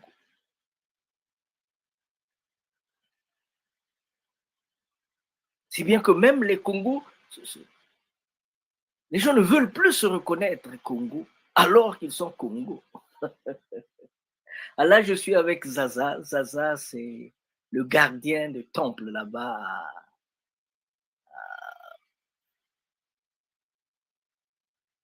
à Bois-Caïman. Ici, nous sommes à la citadelle à Ferrières, le plus grand fort. Le plus grand fort. À partir de là, on peut détruire tous les bateaux qui peuvent s'approcher vers Haïti. Et là, je suis avec le directeur du Bois-Caïman qui est dans le fond, avec un chapeau dans le fond. Et on est en train d'aller à la citadelle à Ferrières, ce qui est pour moi un fer de lance de l'Afrique. Voici les bombes, voici les boulets de canon qui sont restés. Il y en a encore plein, des milliers, des tonnes de boulets de canon. Là, nous sommes à la tête, disons, au toit de la citadelle La Ferrière en Haïti. C'est dans le nord de Haïti. Les touristes viennent. Tout le temps, il y a plein de touristes qui viennent. Nous voilà avec le directeur du Bois-Caïman à la tête sur le toit de la citadelle La Ferrière. Tous les Africains doivent y aller. Tous les Africains doivent y aller. C'est ça qui va nous aider à reprendre notre manière d'être, notre manière de penser.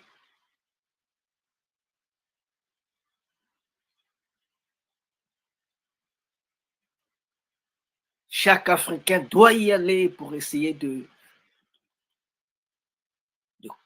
pour apprendre son histoire. Voilà.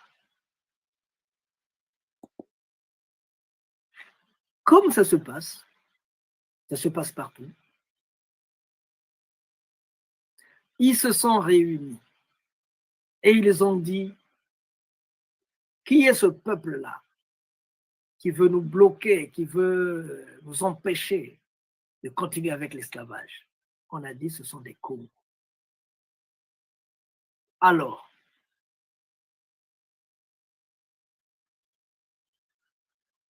le Congo a été déclaré persona non grata dans le système occidental. Partout où il y a un Congo, des Congos, il faut les bloquer.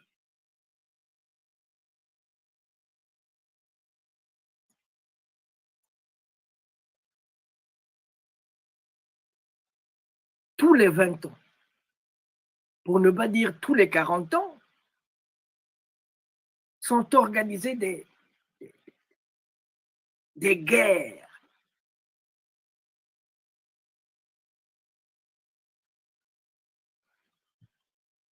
pour détruire les marchés, des guerres pour empêcher cette femme-là. On lui demande de marcher sur 80 km de Kinkala jusqu'à Brazzaville. Voilà les gens. Est-ce que cette personne-là peut aller faire la guerre? On nous empêche de vivre paisiblement dans nos villages. Les guerres sont entretenues. Les guerres sont entretenues. On vous met dans des conditions où vous ne pouvez pas travailler. Vous ne pouvez pas réfléchir.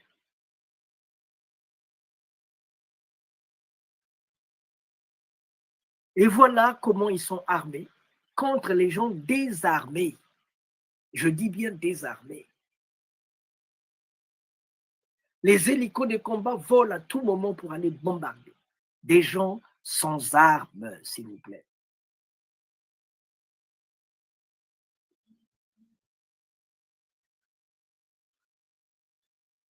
Voilà des vieux comme ça.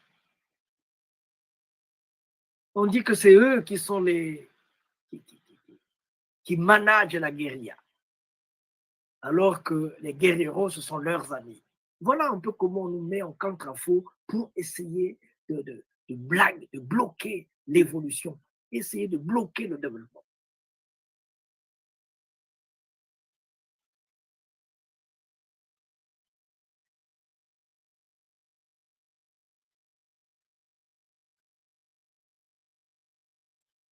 Ça se passe devant vous. Ça se passe sous vos yeux. Il faut détruire partout où le Congo semble être en paix. Il faut détruire. Des fois, on ne sait pas pourquoi est-ce qu'on est mis à mal.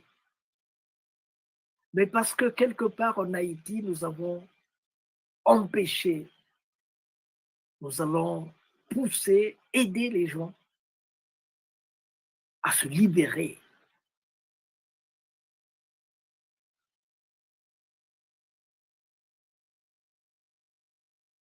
Haïti n'a pas seulement libéré que son peuple. Haïti a libéré la Grande Colombie.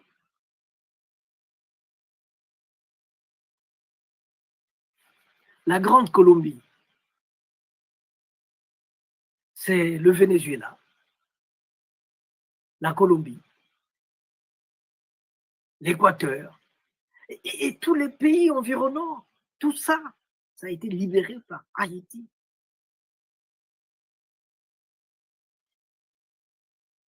Ils avaient donné beaucoup d'armes et beaucoup de munitions aux représentants du Venezuela. Et il a posé la question de savoir, mais tout cet argent-là, mais comment je vais faire pour rembourser?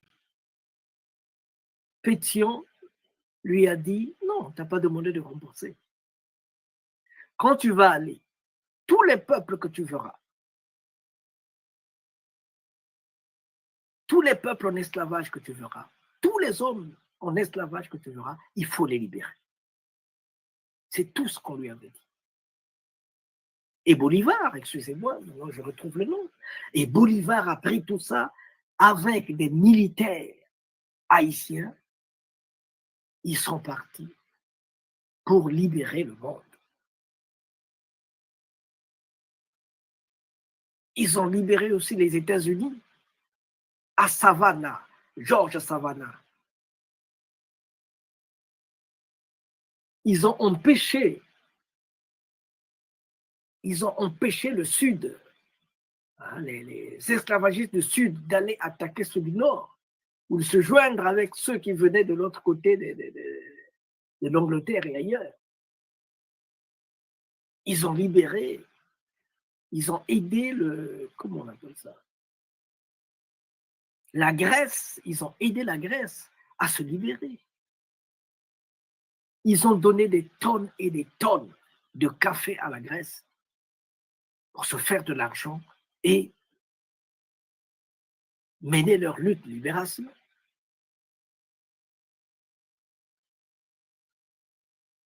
Quand Lumumba, dans les années 60,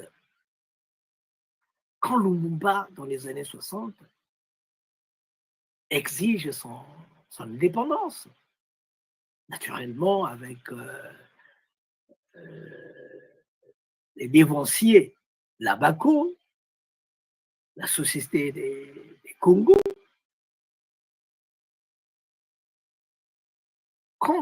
Quand ils demandent donc à se libérer, et les Belges vont en masse alors qu'ils n'avaient pas créé, ils n'avaient pas formé des gens qui devaient remplacer les intellectuels. Quand ils vont en masse et qu'il faut remplacer ces intellectuels-là, mais c'est Haïti, ce sont les Haïtiens qu'on envoie comme enseignants, médecins, administrateurs, ainsi de suite. C'est des Haïtiens qu'on envoie. C'était d'ailleurs une manière pour Papadoc de se libérer des intellectuels qui étaient exigeants. Il voulait se libérer d'eux. Et ces intellectuels, moi, au lycée Chaminade, ces drapeaux rouges, j'ai été enseigné par, je ne sais pas, M. Pierre-Philippe, je ne sais pas comment on l'appelle. Il était haïtien. Il y en a beaucoup qui sont venus dans nos pays pour enseigner, pour travailler. Le professeur Le Rebourg, Philippe Le Rebourg, directeur du musée de l'art haïtien, mais il a vécu au Congo. Pendant 5 ans, il a vécu au Congo. Et d'ailleurs, il m'a dit, le deuxième jour que je suis arrivé en Haïti, on m'a amené chez lui. C'est Théodore d'abord, hein, Madame Théodore qui m'a fait amener chez lui. Et il dit à haute et intelligible voix, Haïti est peuplé à 75% d'une population originaire des terres Congo. Pourquoi seulement le vaudou haïtien? Et d'ailleurs, ce sont des questions comme ça, parce que le travail que j'ai fait, c'est un travail empirique.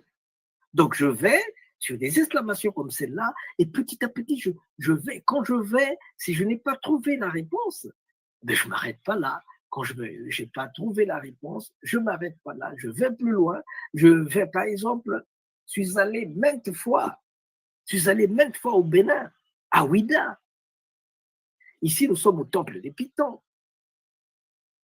pour essayer de trouver une réponse à des questions qui me sont posées par des Haïtiens. Quand je ne peux pas répondre, je vais à Ouida, je vais au Ghana, je vais au Burkina Faso, je vais partout là, à la recherche de la vérité.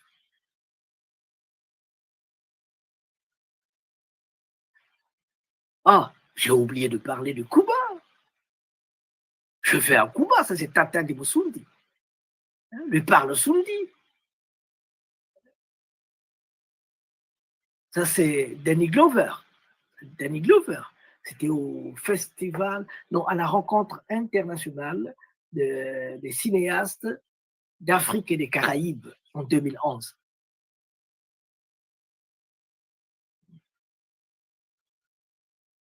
Et on a profité d'organiser le festival Malakima Congo à Cuba, avec Tata Moussoundi.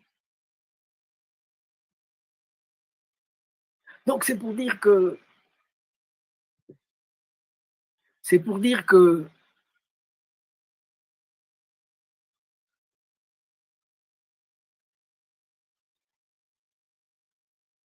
le travail qui a été fait, Haïti a cherché à libérer tous les pays. Et naturellement, pour les Occidentaux, il ne fallait pas que ce genre de choses puisse continuer. Il ne fallait pas. Quand on sait que le peuple qui porte cela en avant, c'est le peuple Congo, il faut donc les bloquer partout où ils sont. Il faut empêcher le développement. Vous connaissez Inga, le barrage de Inga, le plus grand barrage de l'Afrique centrale, le barrage du Congo de Inga, qui donne de l'électricité dans beaucoup de pays d'Afrique. Ce barrage-là est situé à 600 km de Kinshasa. Il est situé dans la zone, dans les terres des Congo. Mais depuis Inga, le premier point de vulgarisation qui est électrifié, c'est Kinshasa. Et puis le nord et l'est, l'ouest de la République démocratique du Congo. Donc tous les autres pays, Matadi, Kasangulu, Kimpese, il n'y a pas d'électricité. Donc l'électricité qui est produite au Congo, les Congolais n'en bénéficient pas. Il faut aller en Égypte, ailleurs, et tout ça, c'est là-bas où, dans la partie ouest et est de Congo démocratique, c'est là-bas où, mais chez les Congos, il n'y a pas d'électricité. Et je me suis rendu compte que les Congos de Haïti et les Congos du Congo, séparés par un océan, près de 10 000 km et même plus, les Congos de Haïti et les Congos du Congo sont logés dans la même enseigne. Ils sont logés dans la même enseigne.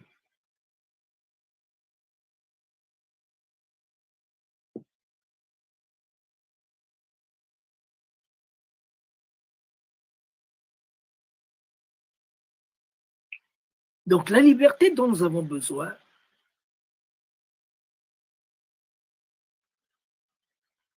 cette liberté, elle est spirituelle. Elle est spirituelle.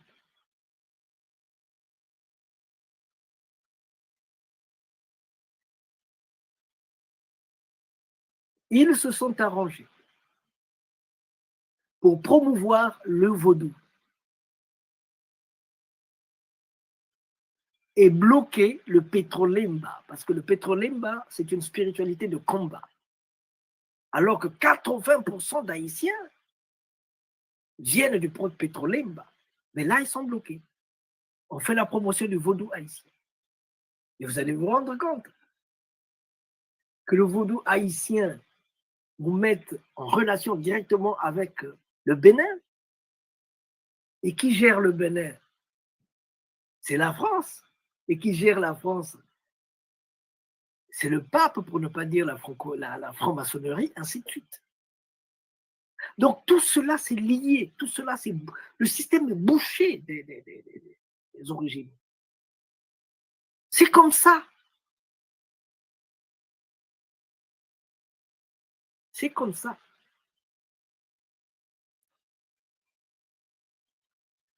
Alors que quand vous allez au Brésil, il y a le candomblé, il y a plein d'activités.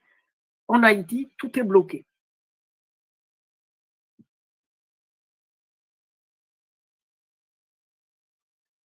Non seulement qu'au plan spirituel, ils nous ont bloqués, mais même dans le cadre des marchés, ils nous bloquent. En Guyane, tu entends des Congos te dire, ah, ici, plus tu fais des efforts pour te libérer, et moins on te donne. Plus on te bloque, moins on te donne. Donc, quand tu cherches à faire des business, à faire des choses pour évoluer, on te bloque. Mais moins tu ne fais rien, plus on te donne. Plus on te donne. Ça, c'est une Guyane.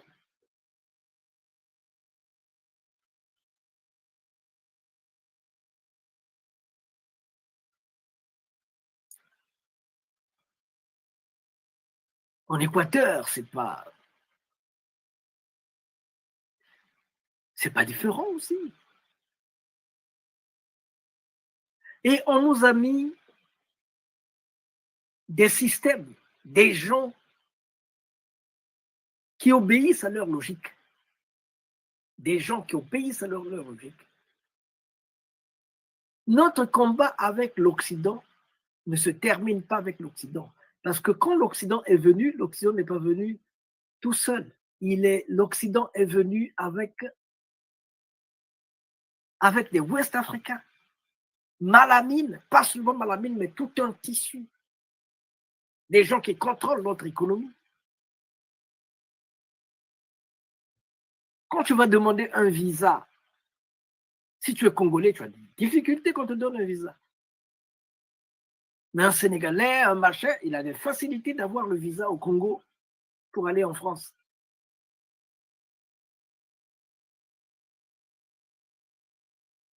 Quand tu veux avoir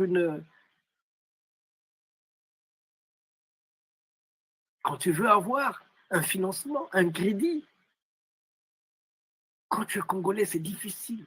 Et quand on le donne, tu vas suer pour le rendre. Mais les Ouest-Africains, easy, facile.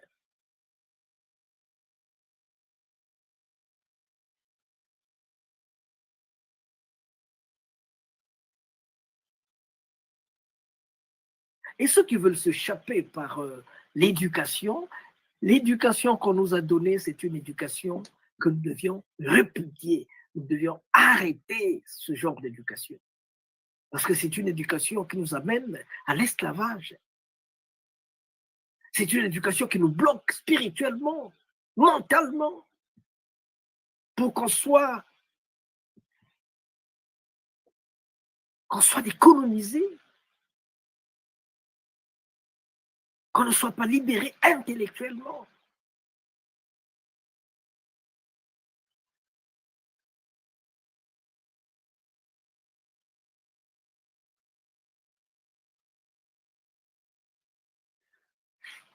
Donc, dans cette lutte de libération, nous sommes en train de nous battre, pas seulement avec les colons, mais aussi avec les fils qu'ils ont laissés.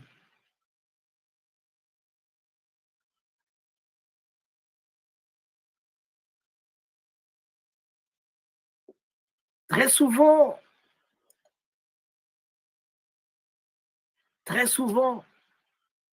quand vous êtes arrêté en France,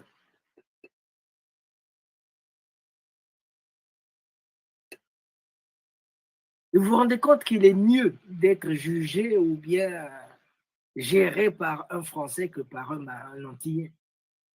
Parce que dans la tête de ces Antillais-là, on a dit que c'est eux qui vous ont vendu. C'est eux qui les ont vendus.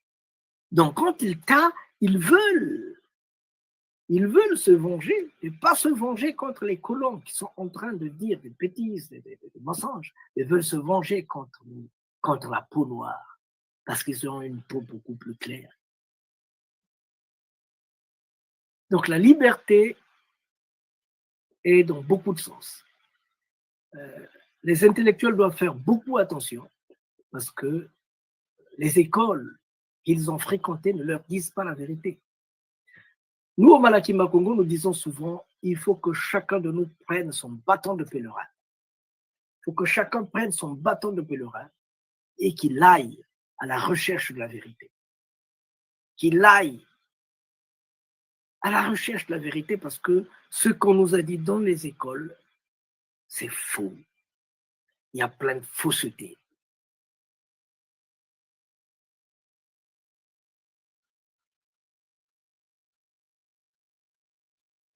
Donc voilà un peu d'une manière générale ce qu'on pouvait dire sur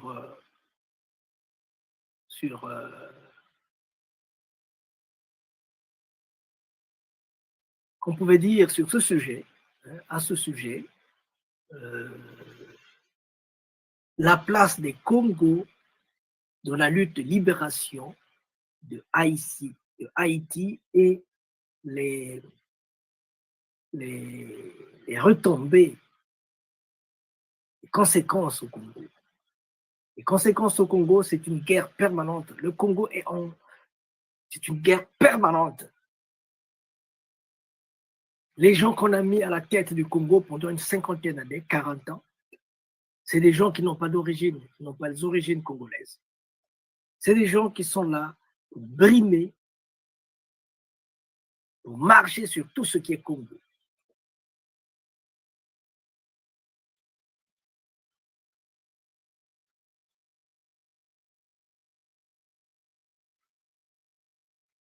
Est-ce que ce vieux-là peut aller faire la guerre? Je ne sais plus s'il est en vie encore. Parce que voilà un peu comment il a été réduit.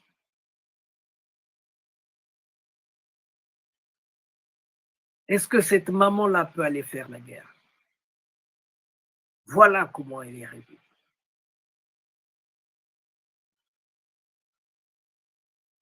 Des gens armés contre des gens sans armes.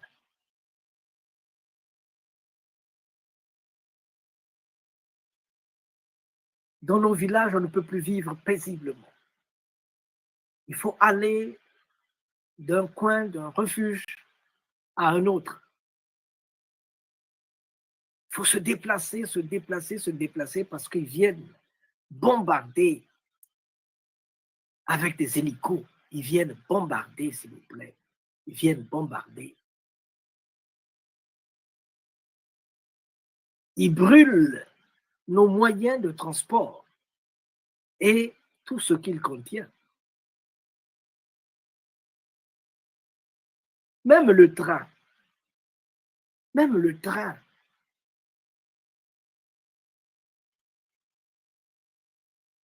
Là, c'est le chemin de fer qui est brisé comme ça. Et tout ça, c'est fait par des gens que les Blancs ont mis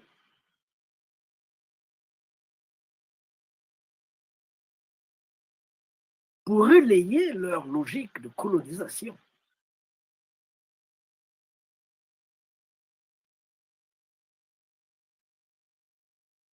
Ça, ce sont des photos récentes. Ce sont des photos de 2000, 2010, 2012, 2015. Ça sont des photos récentes. Et tout ça, pourquoi? Parce que cet homme-là, avec les siens,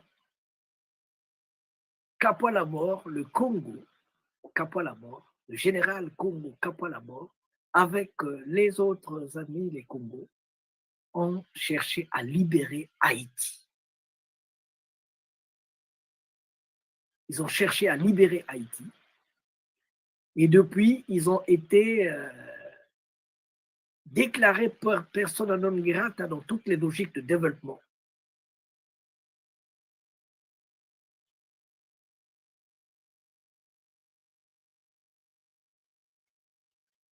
Attendez,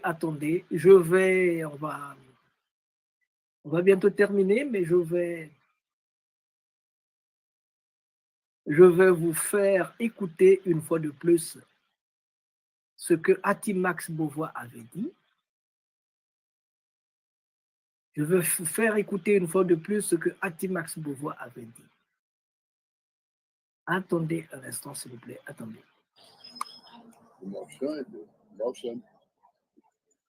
Et c'est eux qui ont constitué la philosophie fondamentale du peuple haïtien, sans compter que tous les modèles que nous allons avoir sont des modèles qui venaient aussi du Congo. Nous sommes notre modèle de guerre d'indépendance est un modèle congo et qui vient de l'ancien royaume du Congo, le royaume de Tampefou, qui était roi, le roi du Congo, roi du Congo, le roi des Ponts aussi. Et tous nos modèles viennent de là. Notre modèle de coupe-tête de l'État est un modèle congolais. C'est ça, il fallait couper les têtes et c'est ça la technique pour faire la guerre de l'indépendance. Et qu'il fallait brûler les maisons. Et c'était ça les premiers pas qui nous ont conduits 13 ans plus tard à l'indépendance d'Haïti. c'est un modèle congolais. Mais par contre, les gens qui suivent les livres de très près, des livres qui sont écrits par d'autres, d'autres qui ont d'autres visions, surtout des visions occidentales, européennes, qui choisissent d'ignorer même les faits historiques. Eh bien, vous trouvez qu'il n'y a pas de Congolais ici, pas du tout. Ici, il n'y a que des Dahoméens. Et pourquoi est-ce qu'ils disent ça? Parce que le Bénin avait l'avantage d'avoir un Toussaint Louverture. Et Toussaint Louverture qui était béninois, qui était de Alada, donc il a mis les structures de base. Mais le revenu, le maître, on a tendance à les ignorer. Et jusqu'aujourd'hui encore, en dépit des efforts que j'ai faits avec les autres qui ont connu le Congo.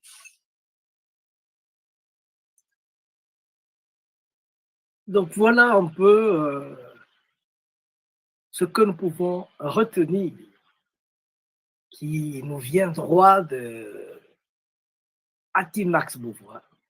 Hatim Max Beauvoir, c'est lui qui a constitué le vaudou haïtien tel qu'il fonctionne aujourd'hui.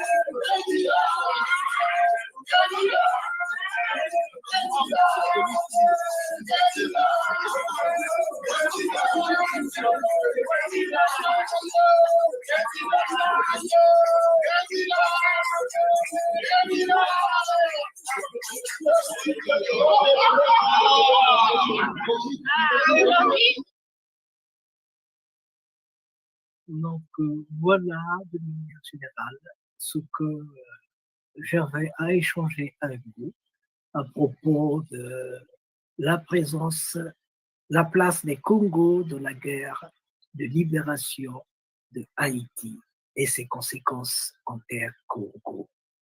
Le Congo, donc, disais-je, le Congo est très, très, très lié à Haïti, au plan humain, au plan culturel, au plan spirituel. Ce sont des pays très liés et ce sont des pays qui souffrent au même degré parce qu'ils ont le même maître qui les oppresse. Ils ont le même maître qui les oppresse.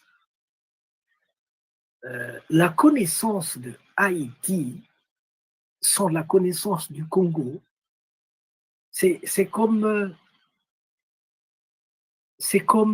deux faces de la main. Quand vous connaissez ceci, si vous ne connaissez pas l'histoire du Congo, vous ne comprendrez rien. Si vous connaissez l'histoire du Congo, vous ne connaissez pas l'histoire de Haïti, vous ne comprendrez rien. Il faut joindre les deux afin de connaître pourquoi est-ce que les choses sont faites de cette manière. Pourquoi est-ce que les choses ont été cousues de telle ou de telle autre manière.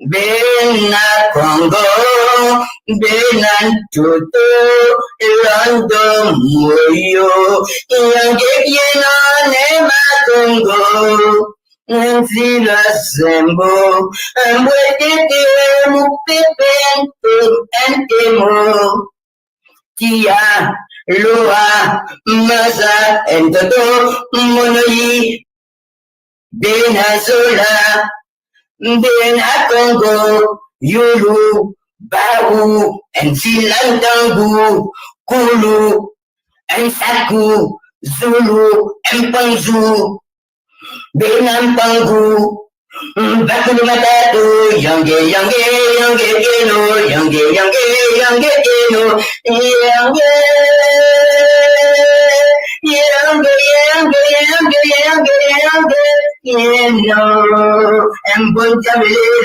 Donc, s'il vous plaît, voilà le livre qui peut vous aider.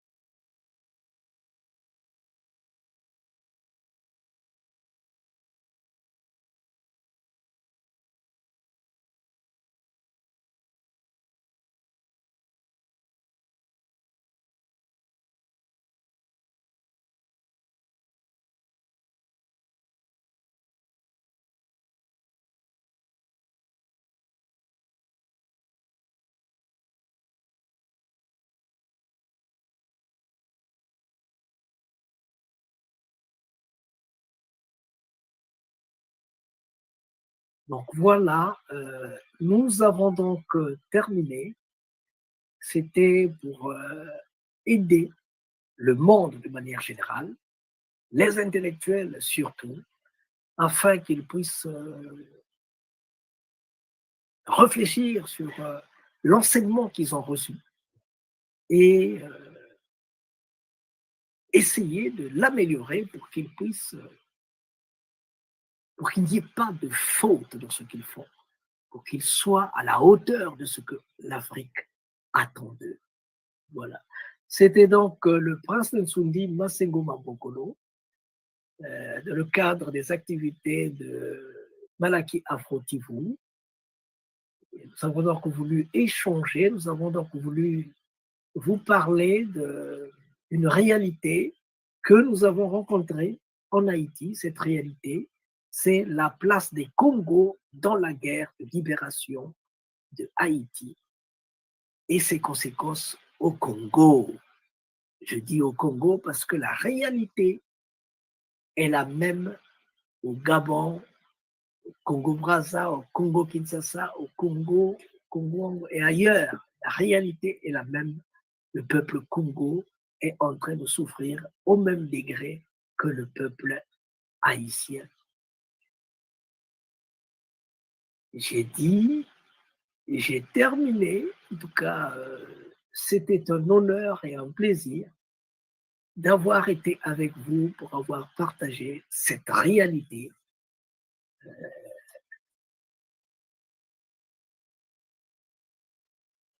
La place des Congos dans la révolution haïtienne, dans la lutte de libération de Haïti et ses conséquences au Congo. Merci d'avoir partagé ces grands moments, ces beaux moments. Hein. Merci d'avoir partagé ces beaux moments avec nous. Merci. Je vous rappelle que nous avons perdu notre cher frère. Nous avons perdu notre cher frère, nous sommes en deuil. Nous avons perdu notre cher frère Zungavoila, la rumeur, Zungabogolo, Jean-Claude. Lui, on lui dit bon vent à Pemba. Sa mission, il a bien accompli sa mission, qui est celle de dire aux petits-fils de nos petits-fils ce que les parents de nos parents ont vécu. Il disait, si chacun pouvait balayer devant chez soi, la rue serait sauvée. Lobo et Lewo. Voilà, c'est le moustique qui l'a dit. Merci à vous, merci à vous, merci à vous. Et à plus. Recommence. Recommence. Même si tu sens la fatigue. Même si une erreur te fait mal.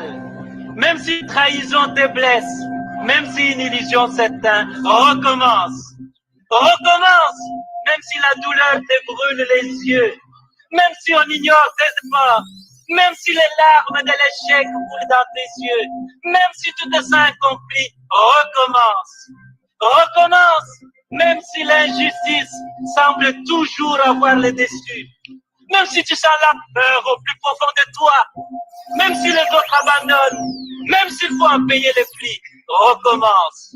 Recommence chaque jour avec patience et amour.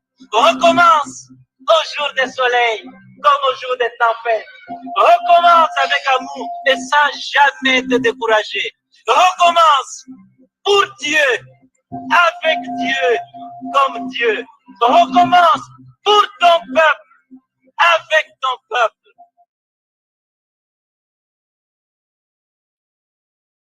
Voilà, je disais que nous avons donc terminé. Nous avons terminé. Et pour ceux qui veulent débattre des questions de Haïti, débattre des relations transatlantiques des temps passés, nous sommes disponibles. Vous pouvez nous trouver partout.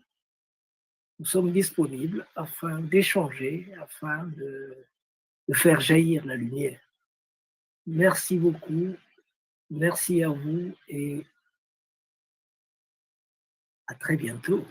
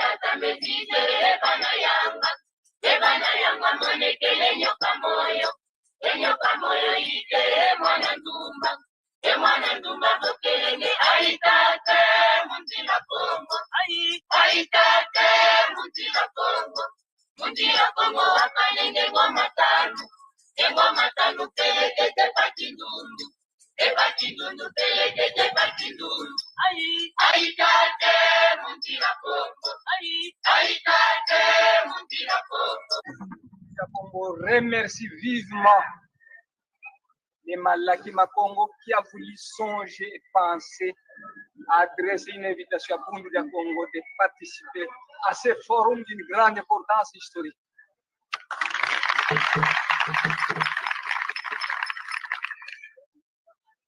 Longia Congo a dit un peuple qui perd sa langue et qui oublie sa culture ressemble à un arbre déraciné, tôt ou tard fanera.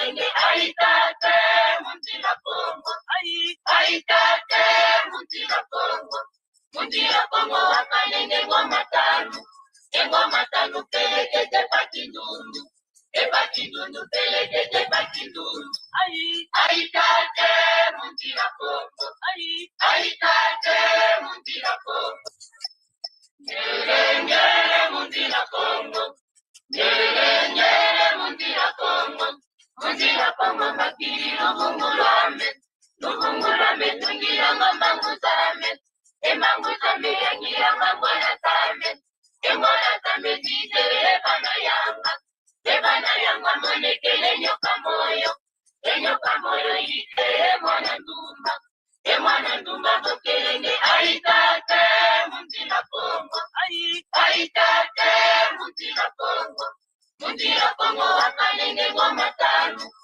mama